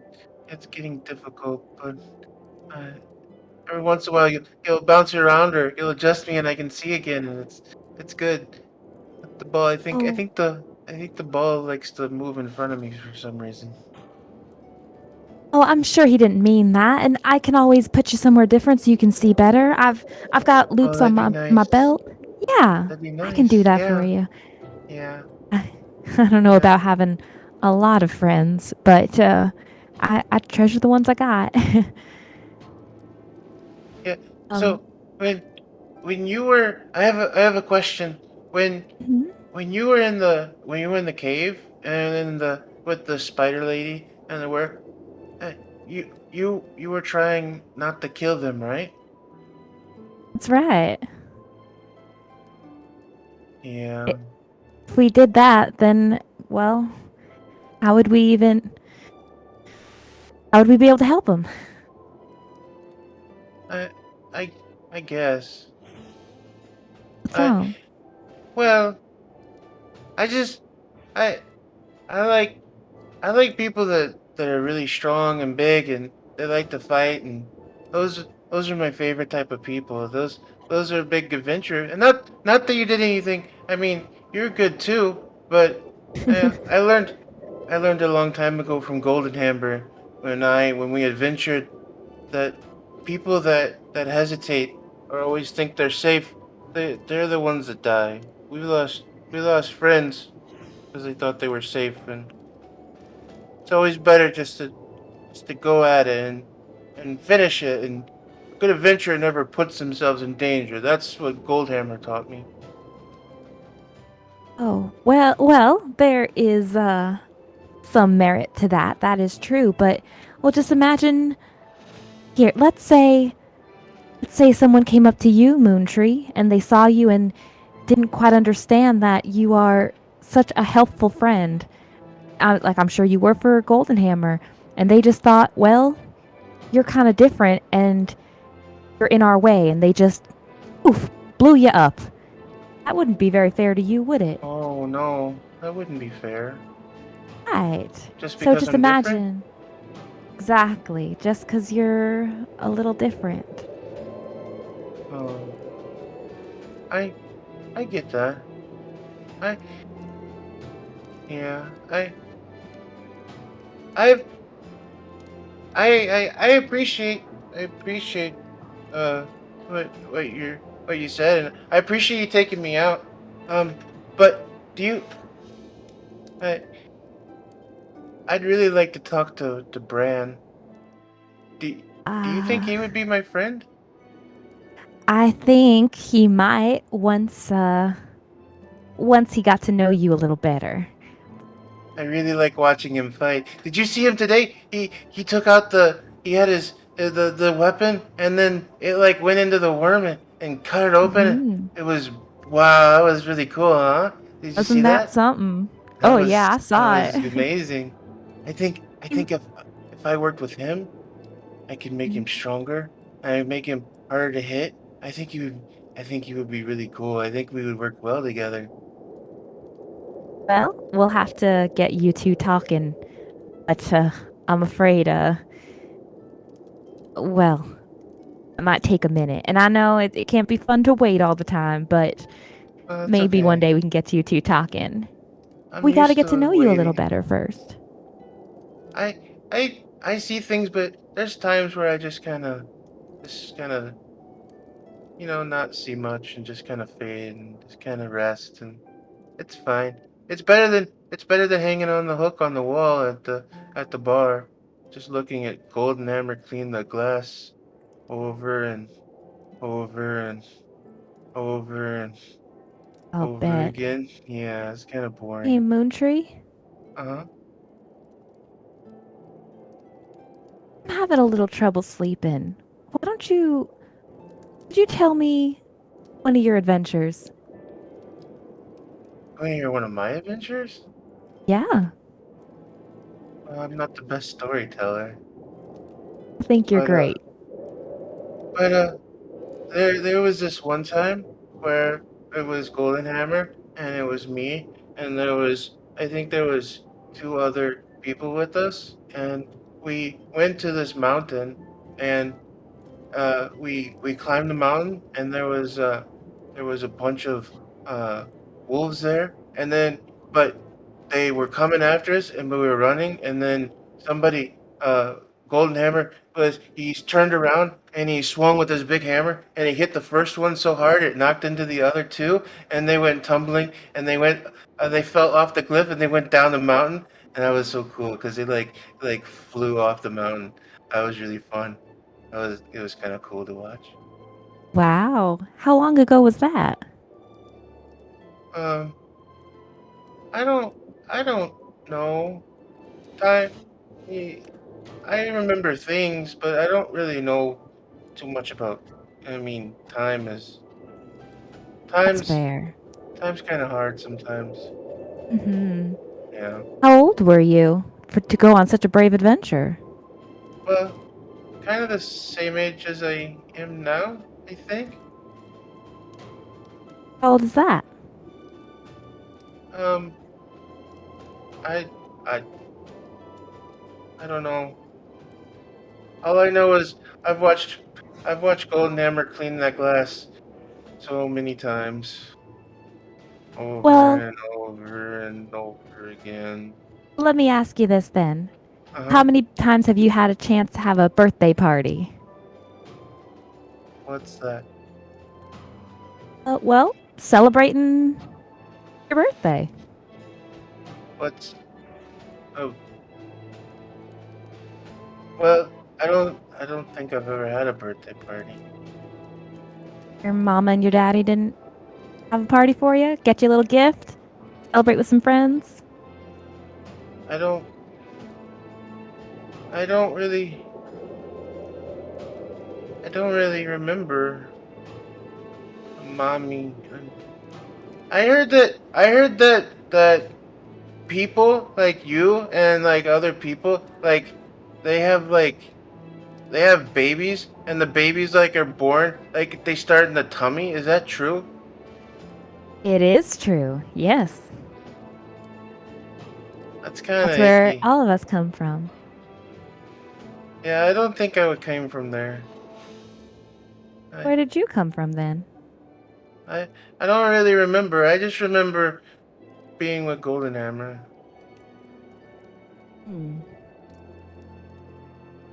Well, I'm glad you got to be with Golden Hammer though. He's a great adventurer from the looks of it. Yeah, he's good. He was a lot of fun, and then yeah, he was a lot of fun, and then now I just kind of watch him wash the glass over and over and over again. Now you get to be out here with us, and we're gonna make sure that we become best friends. And hey, kind of when you guys did go adventuring, did you get to smack any wolves or any creatures like that? What did you do when Golden Hammer was swinging that hammer? I kind of help somebody, so I don't really I don't know if you can tell, but don't tell anybody, okay? But I'm just a Mhm. puppet, and it's hard for me to No. hold things. I don't have any bones or anything, so it's hard for me to like hold Oh. a sword or anything. So I just have things that I can do, and I help him out, and I make him like harder to hit, and I kind of tell him, move now, and it makes him harder to hit sometimes. And then like there's other stuff that I can do and like help him out and stuff. Like magic, huh? Yeah, kind of like what you do. Kind of. I you kind of learn new things, right? Like All if you the write it time. down in your book and you can like learn magic and stuff because you're a wizard. I don't really do that, but because I don't have hands and I can't write anything. But yeah, I just kind of can do what I can kind of do and kind of help when I can help. But I but see. can you talk to Bran for me? Yes, Moontree, I can talk to Bran for you. Okay, because I that would think, be really cool. Because he's like a really yeah. strong guy. I think that would be, yeah. But before I talk to Bran, Uh huh. well, like I said, you've gotta see when you make new friends and you build trust. That's how you make friends. So you may need to give a little to get a little. I know you said that you could only share that cool help that you give if, we have you in our hand and we say those words. Maybe there's a little more you can show Bran. Or you can show me and I can tell Bran about it so we can build trust and then he'll be your friend. It's good to have It's friends. kind of hard to explain.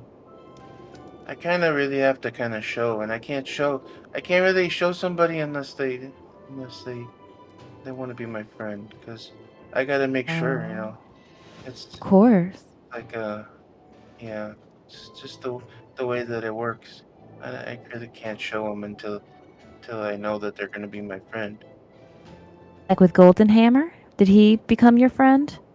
Yeah, he was my first friend, and then yeah, and then yeah, that's how it worked. Was after he said he was gonna be my friend, and then I made him stronger, and I made him harder to hit, and then I gave him some things, and we did like cool things. And this one time we turned into a dinosaur. Have you ever seen a dinosaur? Just because it's really tall, and then it's like "Arr, arr, arr, arr, arr," and it like goes like that. And it was really cool. Turned We did that into a before. dinosaur? Yeah, we did that before. I turned into a dinosaur one time. It was really cool. Wow. And I don't want to take away from the fun party, but well, how did you end up?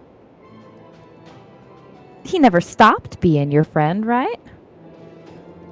Well, no, we've talked after we yeah, it was I yeah, I he didn't want to go adventuring anymore, and so I kind of like we need to go adventuring, and he's like, no, I don't need to go adventuring. I said, no, we need to go adventuring. We really need to go adventuring, and I like yeah, and then he didn't want to go adventuring anymore, so we kind of had to stop being friends. But then we talked afterwards, and he didn't become my friend anymore, but we're still close, you know. We're acquaintances and stuff, and we talk, and I watch him at the bar and stuff, and he makes sure that I'm safe and stuff, and that's good. So, if let's say you wanted to stop being someone's friend, would you just stop being their friend and kind of go off of their hand, and that would be that? I don't think I've. Well, it just depends, but uh, sometimes, you know, it's kind of it's hard. I don't have a lot of experience in this. It's kind of new to me Right. too. Yeah, because Golden Tree was like Golden Hammer was. I don't know who Golden Tree was, but I think that was somebody in our party once. But no, Golden Hammer. He's kind of like the first friend that I had, and yeah, he was like the only friend that I've had. And I've talked to some people, but uh, not a lot of people want to be my friend. I understand. I don't think a lot of people want to be my friend either. But Yeah, I know I'm not as. I heard the lady yell at you. Yeah, I was uncalled for. I would agree. I wasn't even talking to her, but she's got a butter nose where it I'm on don't your side. belong. But she is Thank pretty you. strong. Did you see her that one time when she had the? Did you see her big axe? She had the axe and then she swung it and it like went right through the worm and it was like, whoa, that was pretty deep. That was pretty good. Did you see that? That was I did. Her yeah. big, beautiful wings, and man, Yeah. she is something. She's probably just as strong as Bran. Do you think she would want to be my friend? Not if you agree with me, I'm afraid. Okay. We'll see. But one step at a time. Maybe one day we could all be friends. I don't know how that would work, but yeah, we can try. I'd be yeah. I don't. I yeah. I yeah. Well, one Okay. step at a time, right? Yeah. Let's just make sure we get you back out adventuring, and we'll see about becoming friends. Okay. So you don't want to be friends right now? Oh, I would love to. Like I said, if we were friends, then it might well, before we become friends, let's see about getting Bran, since I know you want to be friends with Bran. Yeah, See Bran. about talking to him, huh? Yeah, let's talk to Bran. I would like to talk to Bran. Well, he might be asleep now, but how about we try to do that soon? Okay. Yeah, Okay? that'd be good. Yeah. And then you're not gonna put me back in the bag, right? 'Cause I think the blue ball's a jerk. Well, I'm sure he's trying to be nice, but that's Professor Vormund. Yeah, I think he's a jerk. He keeps rolling in front of me on purpose. You can see a little hand kind of push him in my direction, and then I think he's doing it on purpose. But Well, then I'll just yeah, have to keep you somewhere else. yeah, yeah. So I can see. So I'd like to see things. I missed the beginning of the. I heard the ice, and I couldn't see it, and then you moved around a little bit, and then I was able to see. So that was good. I'll fix that. But first, we should probably get some rest, huh? Yeah, I don't really rest, but you can go ahead. I understand. Thanks, Moontree. All right. And she won't put him back in the bag as requested, but she'll prop him up next to the bag. Kind of turned away from her. There's not much to see behind the curtain anyway, so he's sitting beside her or next to the bag, kind of looking, maybe like, I don't know, towards some interesting formation of rock or something. Mhm. Okay. She's Anything else you're doing before the night? Not particularly. I think she's just kind of lost in her thoughts, and now feeling, not only was she rejected by a group of people, but she was rejected by a puppet. She's feeling kind of bottom barrel right now. Yeah. So she's just sitting back and considering she actually has questions for Brand anyway, but doesn't think that it's likely that'll happen anytime soon. So she's just kind of sitting back and not sleeping. She's just a little too wired to sleep, but she'll eventually probably drift if nobody's interrupts. Yeah. And it was an early night anyway, so you guys have plenty of time to kind of relax and get there, and everyone had a full night's rest, a long rest for everyone. Actually, Dante would have been off to the side after a while to take up a position to do watch for the night, so he probably wouldn't have got any sleep. About halfway through the night, you do hear in the distance, directly from the area that you came from, you hear wolves.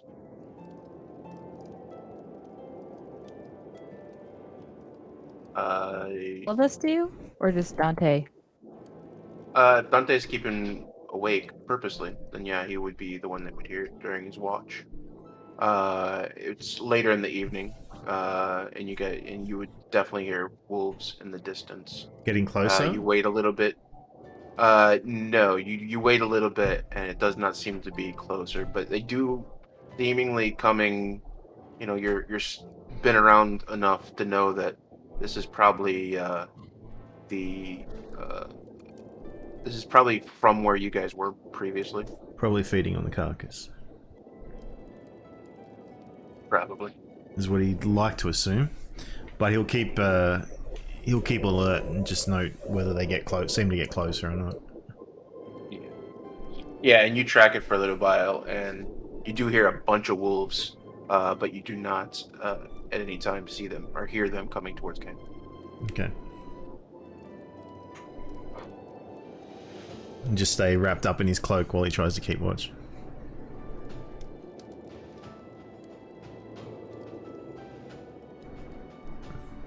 Anyone else doing anything else? I think Camiel would head back. Yeah, she'd head back to camp. And seeing Dante still awake, she kind of waves at him weakly, finds a spot, and curls up under a wing. I just have to say, I just looked at the Discord after I played the the amount of puppets that I see in Discord right now. Is amazing. They just don't understand. They just don't My understand. favorite is Mr. Hand and Garrison. You're welcome. Yep. You are Yeah. welcome. So anyway, you guys are able to rest for the evening. You get a long rest. Are you taking full? Is anyone else taking a watch? Or is Dante doing it himself? I wouldn't wake anybody, so I'd stay up all night to do it. Yeah, Sirisha would have been willing to, especially after the healing spell from Bran, but if Dante didn't wake her up, then she would just continue probably snoring quietly alongside Addie. Their snores eventually harmonizing. One with nature. Yep.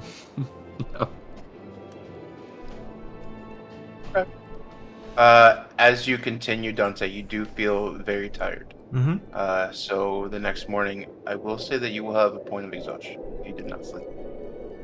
Okay.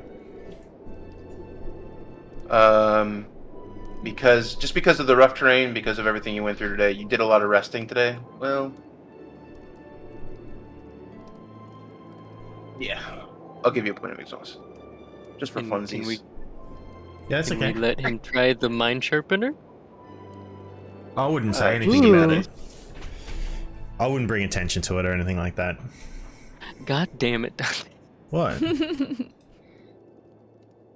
He's building his own role play, damn it.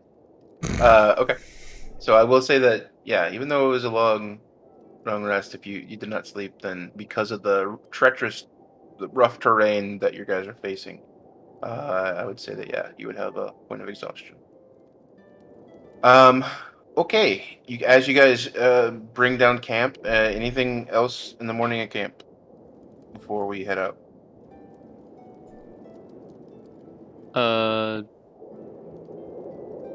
Yeah, go ahead.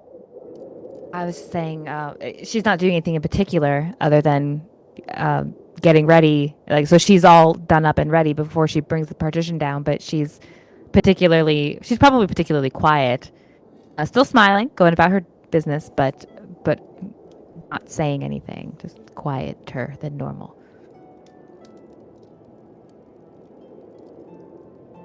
Yeah, and Sirisha would just probably check her clothes that she had hung up, to dry, and assuming by this point to dry, but maybe some icicles dripping off of them, depending on how warm it was Oh, near the no. fire. She would just go ahead and try and she would put her breeches on underneath the blanket, but then she would just turn away from everybody and drop it to put on her her shirt, her coat, and her breastplate. Yep, and everything is pretty well dry. You are able to get a good toast on it overnight. So nothing too major. It was not too windy and too cold, so yeah. So you guys are able to do that. Let's have, if we're continuing on, let's have a travel check or a 1d6 and then a survival check. Who hasn't rolled yet, other than me? Brenna? I think we were. Yeah, I gonna was say, I think we I were was on the reason we had a blizzard. Ooh, that's you right. were- That's right. And then I Yeah. rolled the 1. Yeah. I rolled the nat 1 that brought up the Yeah, I don't, incident. Worm. Dante. I don't think I have. What do we Dante. need? Go for it. Travel 1d6 travel check. That's a 6. 6. Oh, Yay! wonderful. It's a beautiful And day do you in want the a survival neighborhood. check from Saoirse? Yeah, please. Or the group, either way. That's a 14. In Saoirse we trust. As you guys are breaking down camp, you guys hear in the distance,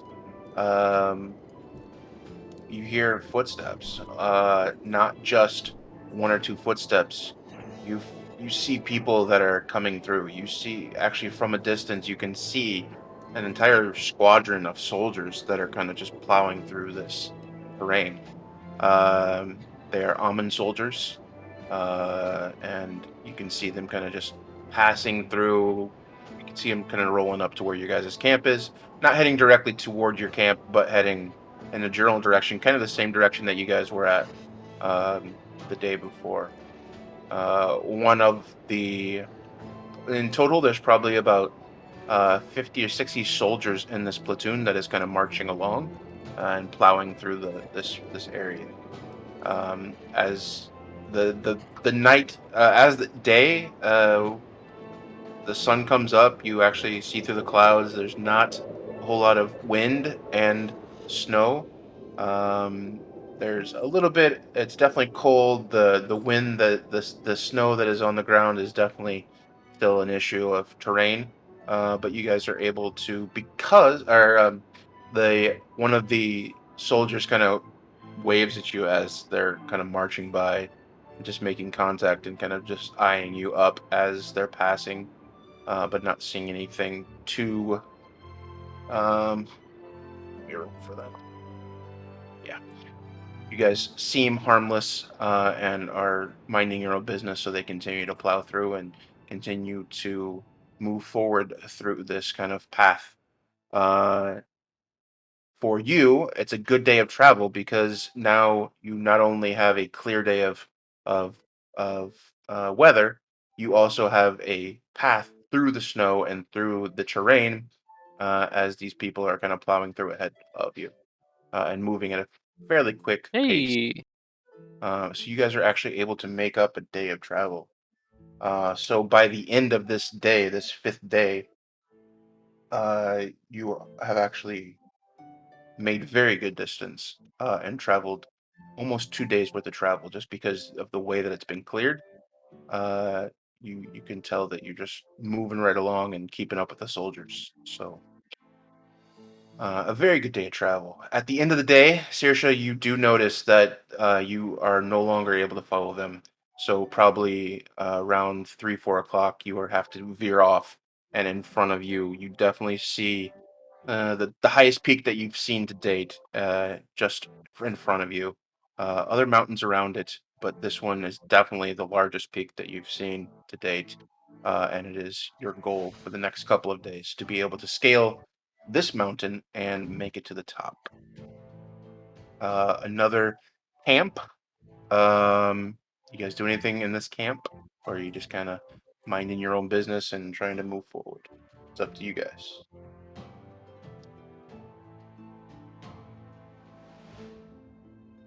I'd be okay with moving forward because I don't want to. Yeah. I don't want to steal the DM's Yeah. Yeah, Same. yeah, I time. think We kind of want to get. It's been roleplay heavy. Let's move forward. Okay. Yeah. So you guys are now at the base of Titan Crest, and as you look up, you definitely do see this mist that is covering basically the most of the top of this mountain. And you can kind of see it kind of fading about halfway through. You know from Golden Hammer that it's about 2 days, 2 to 3 days travel, and possibly more depending on your ability to navigate the mist correctly. So on this next day, I'll take another d6 and another survival check. Oh man, that's me, isn't it? Is everyone gone? Or it's just you left? Well, that's a 16 16 on the survival. survival. Yeah. Go for it, Bran. 26. Okay. Oh boy. Come on. That is Yes. a 6. Hey! Nice. 6. Woohoo! Very nice.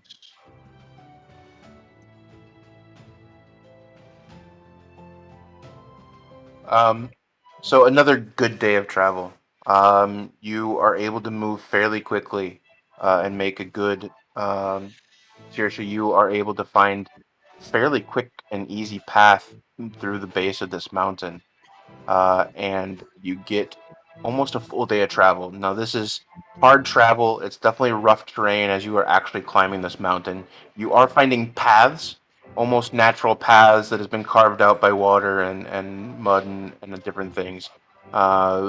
Nothing man-made, but you do see.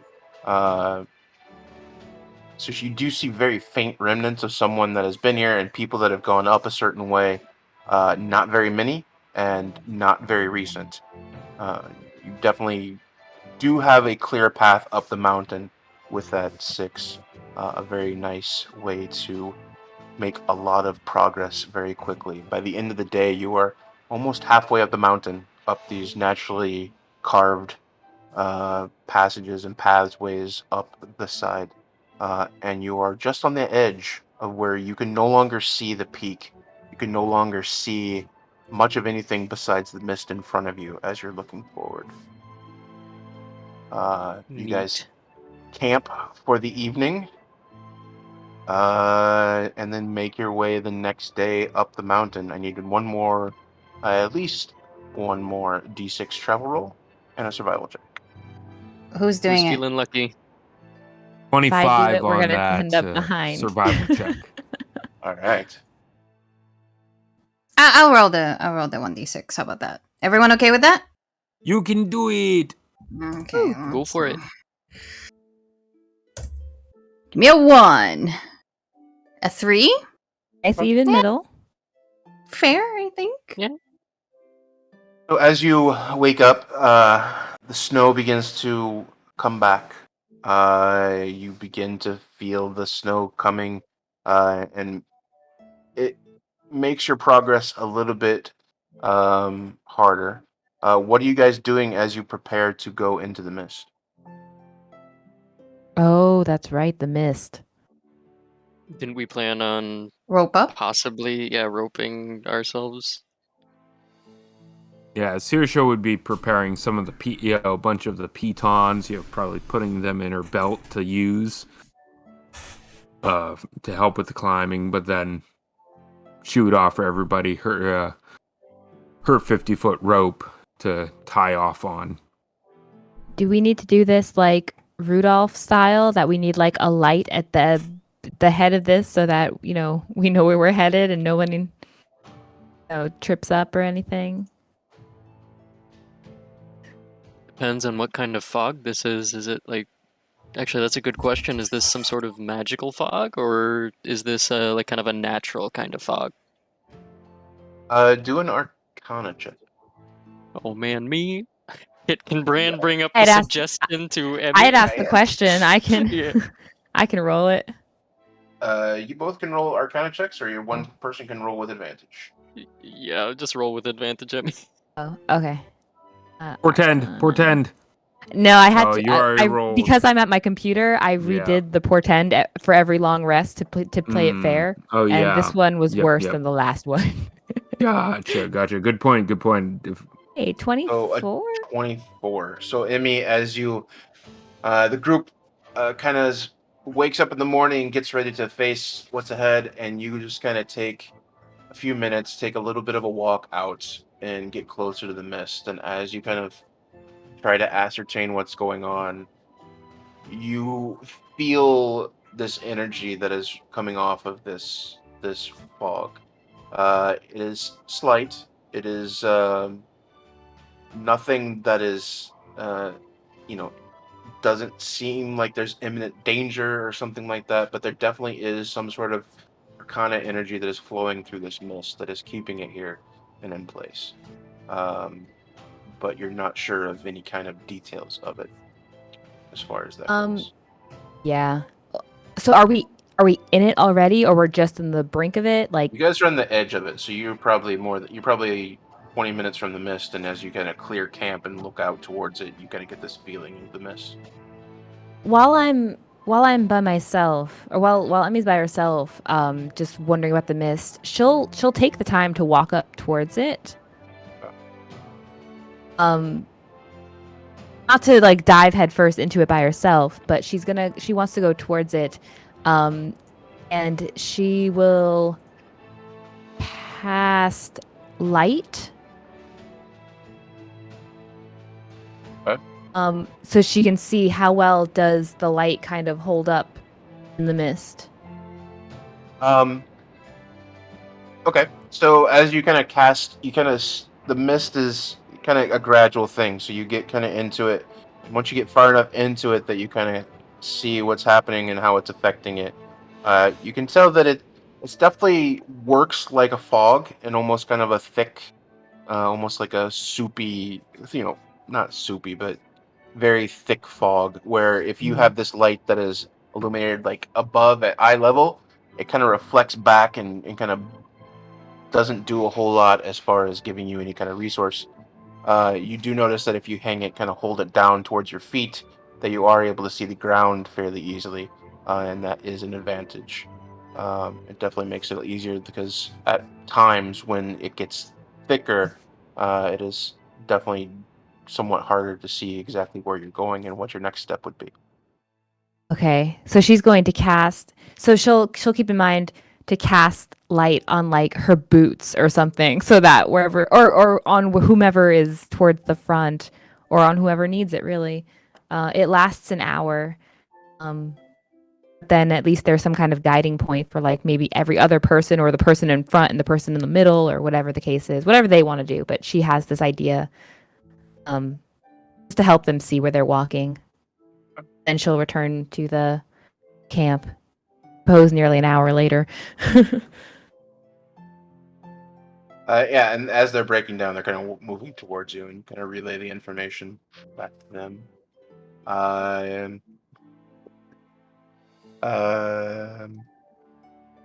So with that 25 for the day, that's for this day, or was that the previous day? That was for this day, or the 25 survival. That was today, I That think. was today. Yeah. Okay. Yes, it was, because then we ran the Arcana. Okay. Yeah. So you guys are able to get you guys are able to get together. You make sure you're fastened. You're kind of checking everyone over, making sure everything is good. Again, the mood of the group has changed over the past few days of travel, and the effects of the camaraderie that was happening, at least somewhat previous to the werewolf, is kind of blown out and not present. But you guys are still there for each other, and you guys are adjusting each other's straps and making sure you guys are all buckled in and tied together.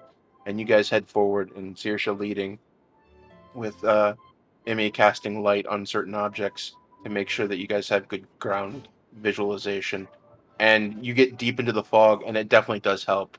There are some treacherous areas where you see there's places where even in this dense fog, the cliff sides kind of just fall off on one side, where if you would not have been able to see, it would have caused you a much would have been in much more danger than you are, and you guys are able to group together and keep on these narrow ridges that continue up through this fog. And you guys are making good progress. By the end of the day, you know that you've been going. Boltzmann tells you you've been going for about 8 hours, and you have not exited the fog.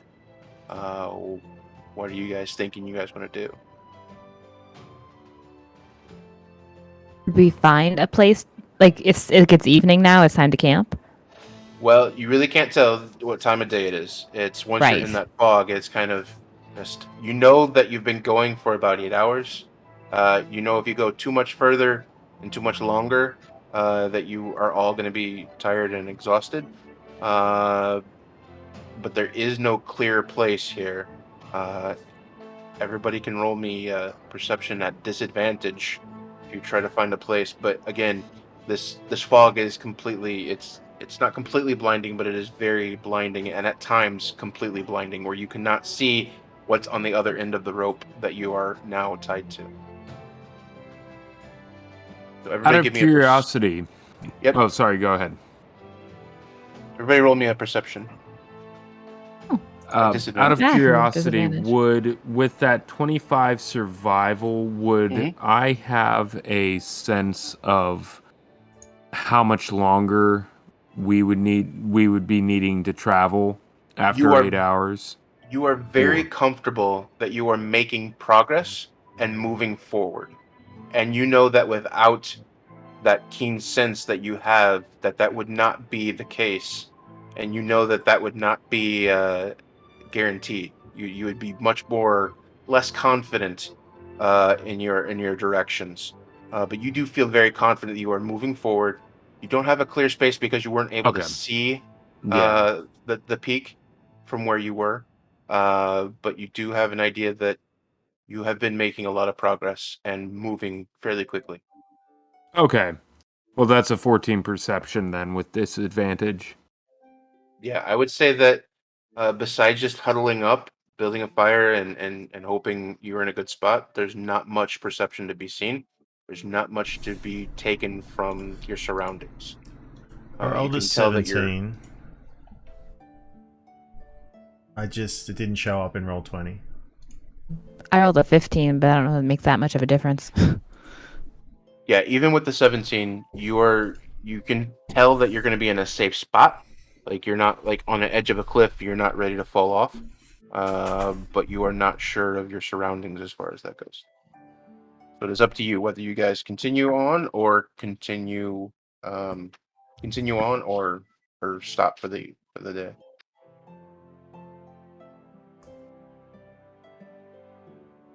Probably ought not travel in this horrible mist, getting exhausted in it as well.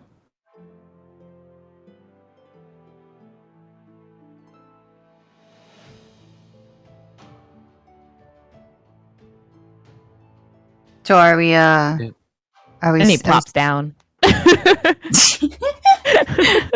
Yeah, we're Give me also making track progress. We're definitely making progress. But it may be another day's travel yet. And if it's going to start getting darker, we don't want to be traveling in the dark on this mountainside. In mist. It's best not to risk it.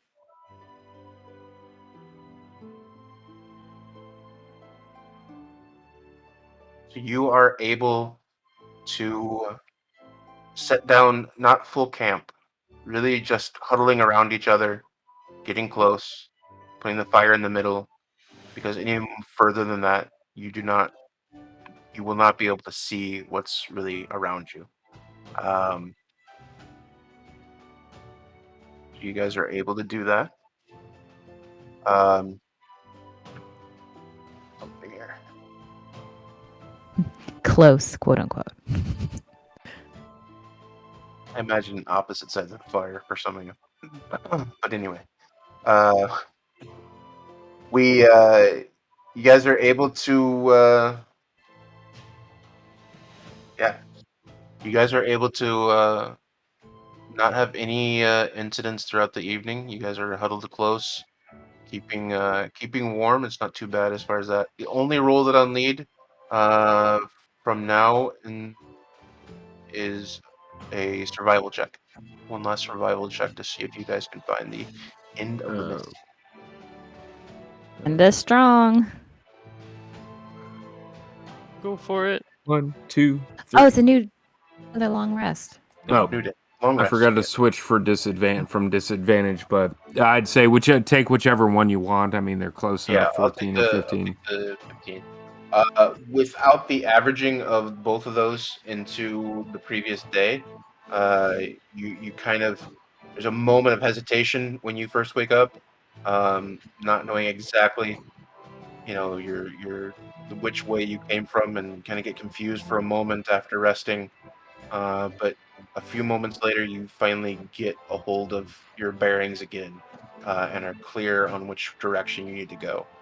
And you continue through, and you push through. In about 2 or 3 hours, you push through, and you push through the mist. And you are now into the peak.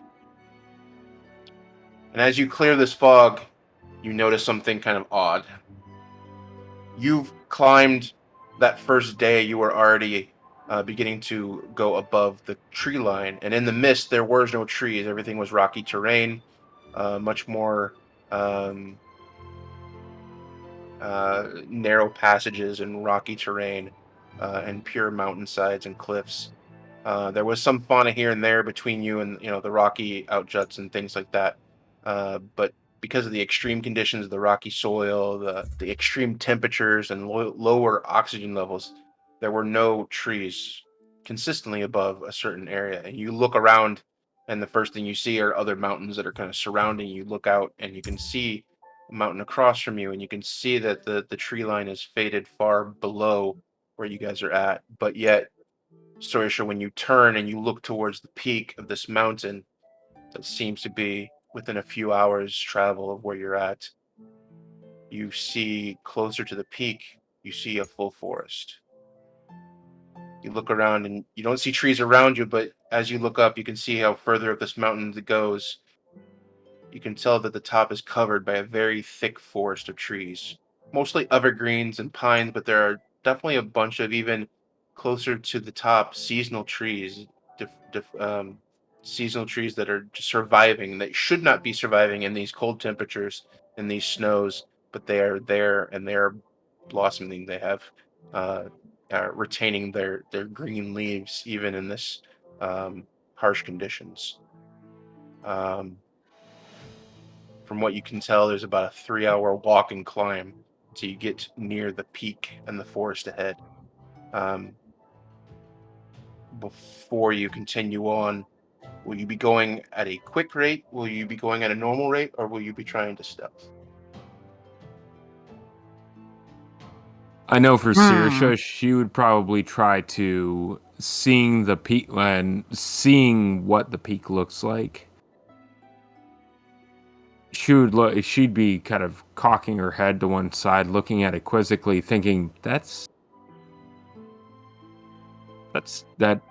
doesn't seem right. Volcano? Wait a minute. And then she would want to turn to the others, kind of get a sense of where they're at energy-wise, but she would want to push through and just try and get to the top as quickly as possible. Yeah, you've only been traveling for about 2 hours, so you look and it's not as sheer of cliff faces as you have already been traveling. That misty part that was much more sheer than where you are at now. You can definitely see a kind of a winding path, again, a natural path, not a man-made one, towards the top of this place. So is that what you guys doing? You guys are sprinting ahead? Moving quickly? Yeah. I guess Bran would take Sirsha's lead because she seems to be the one She's that's our leading ranger. the way. Yeah. Yeah, and she would share information about what it felt like and what based on what everybody else saw too, with the sheer cliff faces, that Looking up there, it's a bit odd. Those trees. I don't know what to make of that. But I think we can make it. Just another couple hours, we can make it there and get to the peak.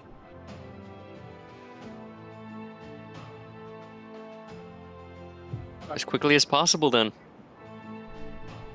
So, seeing this abnormal, you're seeing this different piece of nature that should not be where it is, and you continue forward, moving at a fairly quick pace, following Saoirse's lead as you guys continue up.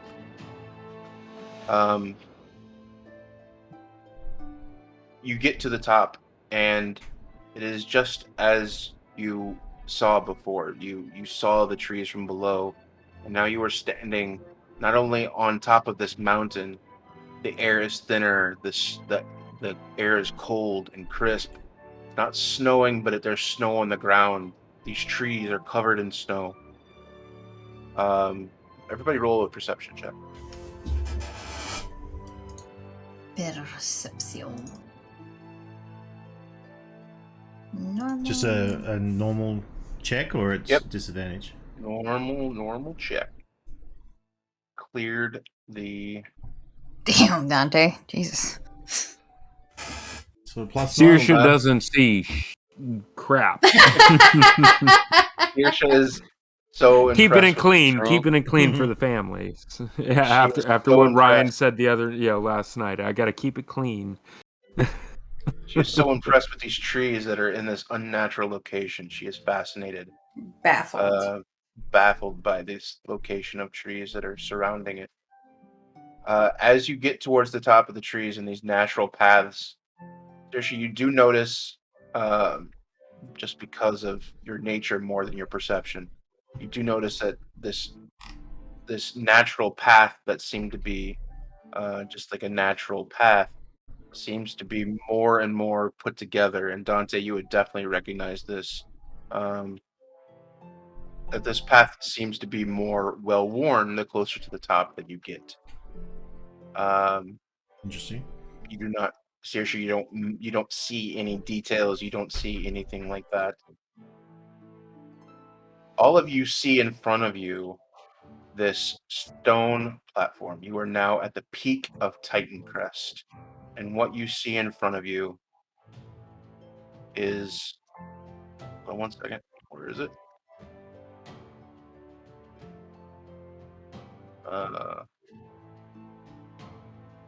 Shit. Sorry. There we go.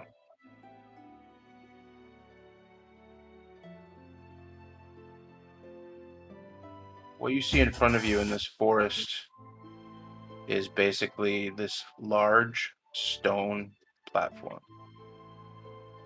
Dante, as you look around, you can tell that there are trees that have been knocked down. You can tell that everyone can see the trees are being knocked down. You notice that they seem to be fallen trees, used trees, trees that have been broken in pieces by something large. You, as you scan and continue to scan, you alone see in one of the tops of the trees a large beast that jumps down and lands in front of where you are at. What is that? Oh, that's interesting. Is it the reason this place is called Titan Crest? Ew. You see this large figure jump from one of the trees and slam into the stone platform. You can see the dust and the brick and the snow, the loose stone and a trimmer. You feel it underneath your feet as this large beast comes down and lands near you. It just kind of looks at you, and as you look at this figure standing before you, is this giant of a figure. as it kind of straightens its posture from its land, straightens its back to full upright. You see poking through the trees around you. The first thing you notice is when he sticks his chest out, you notice eyes. 4 different sets of eyes, 4 different faces on his chest. One set on his head, very human-like face, well-worn, ruddy, darkened by constant barrage of harsh elements, sunken and ancient eyes. The others, odd, varied angles on his chest and torso, all interconnected by one large central bone structure in the center, making up his center mass in his torso, all with bones protruding at all edges, at his shoulders, at his lower ribs, and on both sides, protecting these faces in his center mass. You see him reach back, keeping a steady eye on your movements with his main head, but then also you see not only on his face that tracks you, but the faces on his torso begin to look at you, and as his body shifts, there are eyes that break contact with your group, but other eyes that are on the other side that you can still see, and there's always things that are watching and looking. The other faces on his torso begin to look in your direction as he shifts. You can see one face track you, and then the other one pick up as his angles changes. He reaches back and slowly brings forward a large, towering shield, nearly the size as him. As he lifts it over his head, the shadow of the shield blocks half the sky for just a moment as he brings it down and with a thud onto the heavy stone. The shield itself is made out of wood. It's patchworked leather pieces and tree portions, but has been very crafted, carefully honed. This is not a quickly put together object, but a finely crafted instrument of war. You can still see the other items on his back, but the angles are difficult to see details of what he has. I am the Guardian, Gaiwajin. No one leaves this mountain alive. Why have you come to my mountain to die?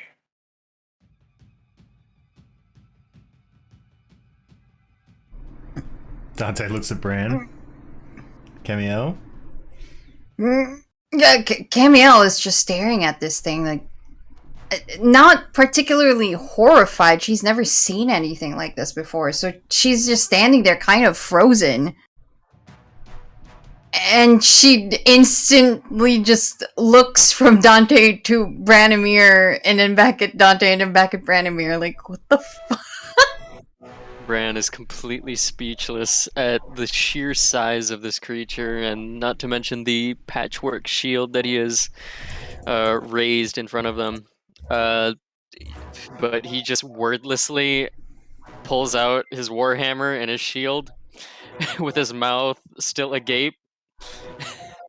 But he's ready. He's ready for whatever it is. No! I think purely out of like nervousness of the very daunting situation, Emmy just always has like some quip on hand, and she kind of just responds, "Guess we're here to do one good thing before we die."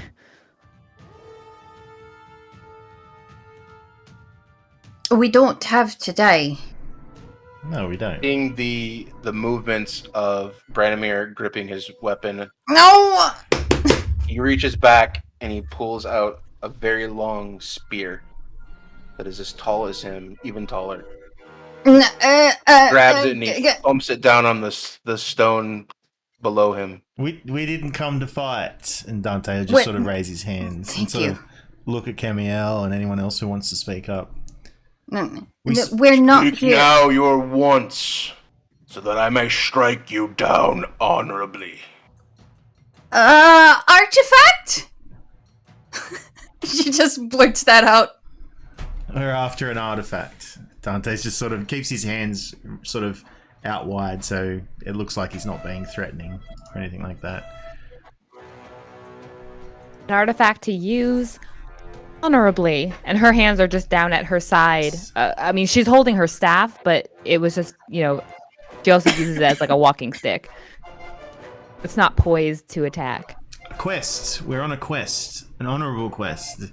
Yes. Who sent you? We come at our own volition. A friend needs our help. He takes his spear and pushes it up and pushes it down, slamming against the stone, causing this dust cloud to form again. There is a darkness overcoming the land. We're here to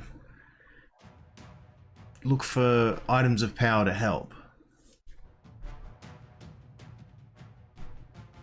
We Roll a didn't come persuasion here. check, Dante. Sorry. Oh, can I help? You can help. You can either roll your own, or I would take one person with advantage. What am I rolling? Persuasion. I mean, I'd love advantage, but if you want to roll as well, Yeah. No. Go for advantage. I'm just gonna roll I this twice because the advantage isn't working properly through Roll20. Oh. Yeah, go ahead. D&D Beyond.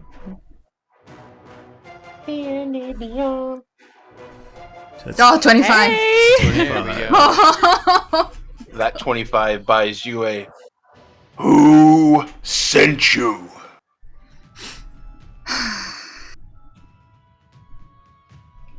Wouldn't say her name.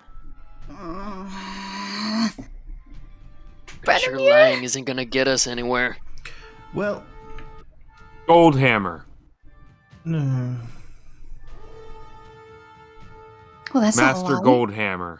He looks the different faces all have different kind of expressions on them. Some just slack jawed and open and staring. You can see his main face looks like he is giving patience, but it looks like it will soon run out. Everybody roll a history check. Ooh. Ah, Ooh. fuck. History. Negative okay. 1. Wait. Oh, 5. That's not bad God for damn. 0. Oh, shit. Oh, shit. 19? In Nice. your This is my mind, greatest subject. in the flash of image in your mind is a flash of Wonderkeep, a flash of the Guardian soldiers, a flash of the oath that was taken. The sword, the spear slams down one more time. Who sent you? Oh. So the player doesn't remember the character's name. The one who holds the sword that we're looking for. I have it in my Discord notes. handout. Oh, I like Discord handouts. Discord handouts folder. Handouts. Okay, hold on. Scrolling. It's no, not the sword. It's the other one. Death Mercy Blade. Asimo. You're remembering the oath that was given by a king. Oh. Gosh dang it. Underkeep. Everything. Is it the note? No, King not that note. Xavier Orton. Bran, as you say that, under your breath, the spear shuts down one more time. The name! It was getting time to go. I had to go. The spear shuts down one more time, and you can see his eyes lock onto you, Bran. He just Oh, man. stares. He stares. I was just trying to help.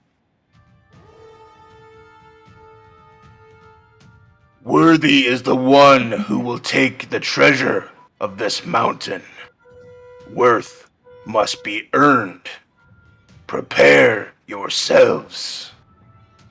As he does that, he takes a step back. He puts a shield behind him and takes two hands onto his spear.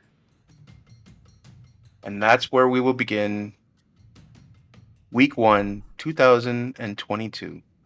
Our first week back at Tribus campaign. Hey. Oh! Oh man. Index relics of protection. No, but we wanted something else. I don't. I You don't guys know had made if the AC is oath. gonna cut it. Asimo. Massimo is the owner of the sword, but who sent you was the oath that you took was in Wonderkeep. Yeah, the King oath was for Xavier the Orton. king. He's the one that set up the Oh. original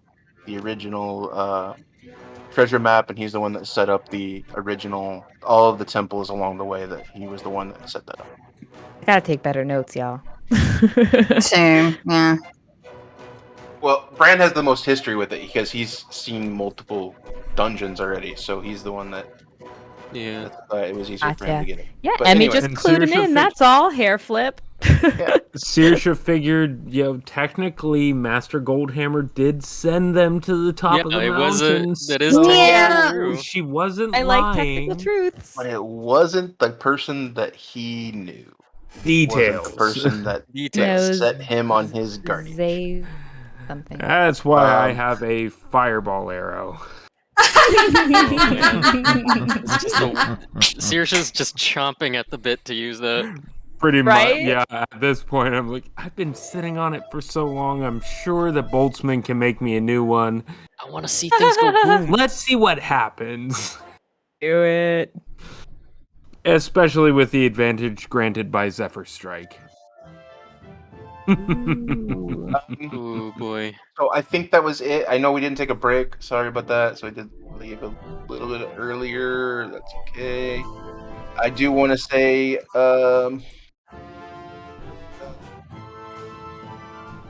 there a sub?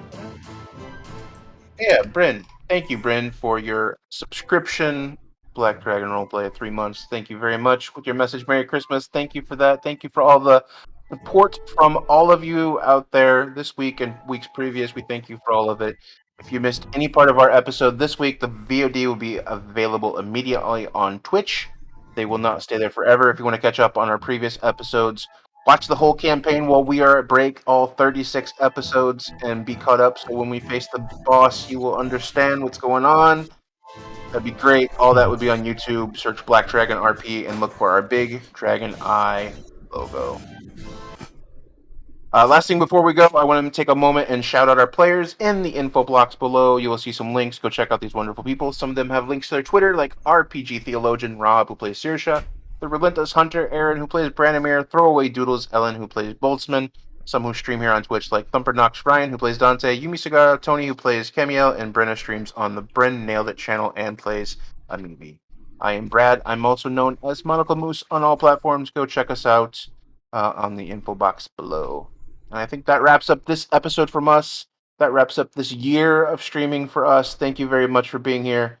We will see you here again beginning of the year, next year, first week of January 2022. Same time, same Twitch channel. Thank you very much. We love you very much. And goodbye. Bye. Happy New Year. And happy holidays, everyone.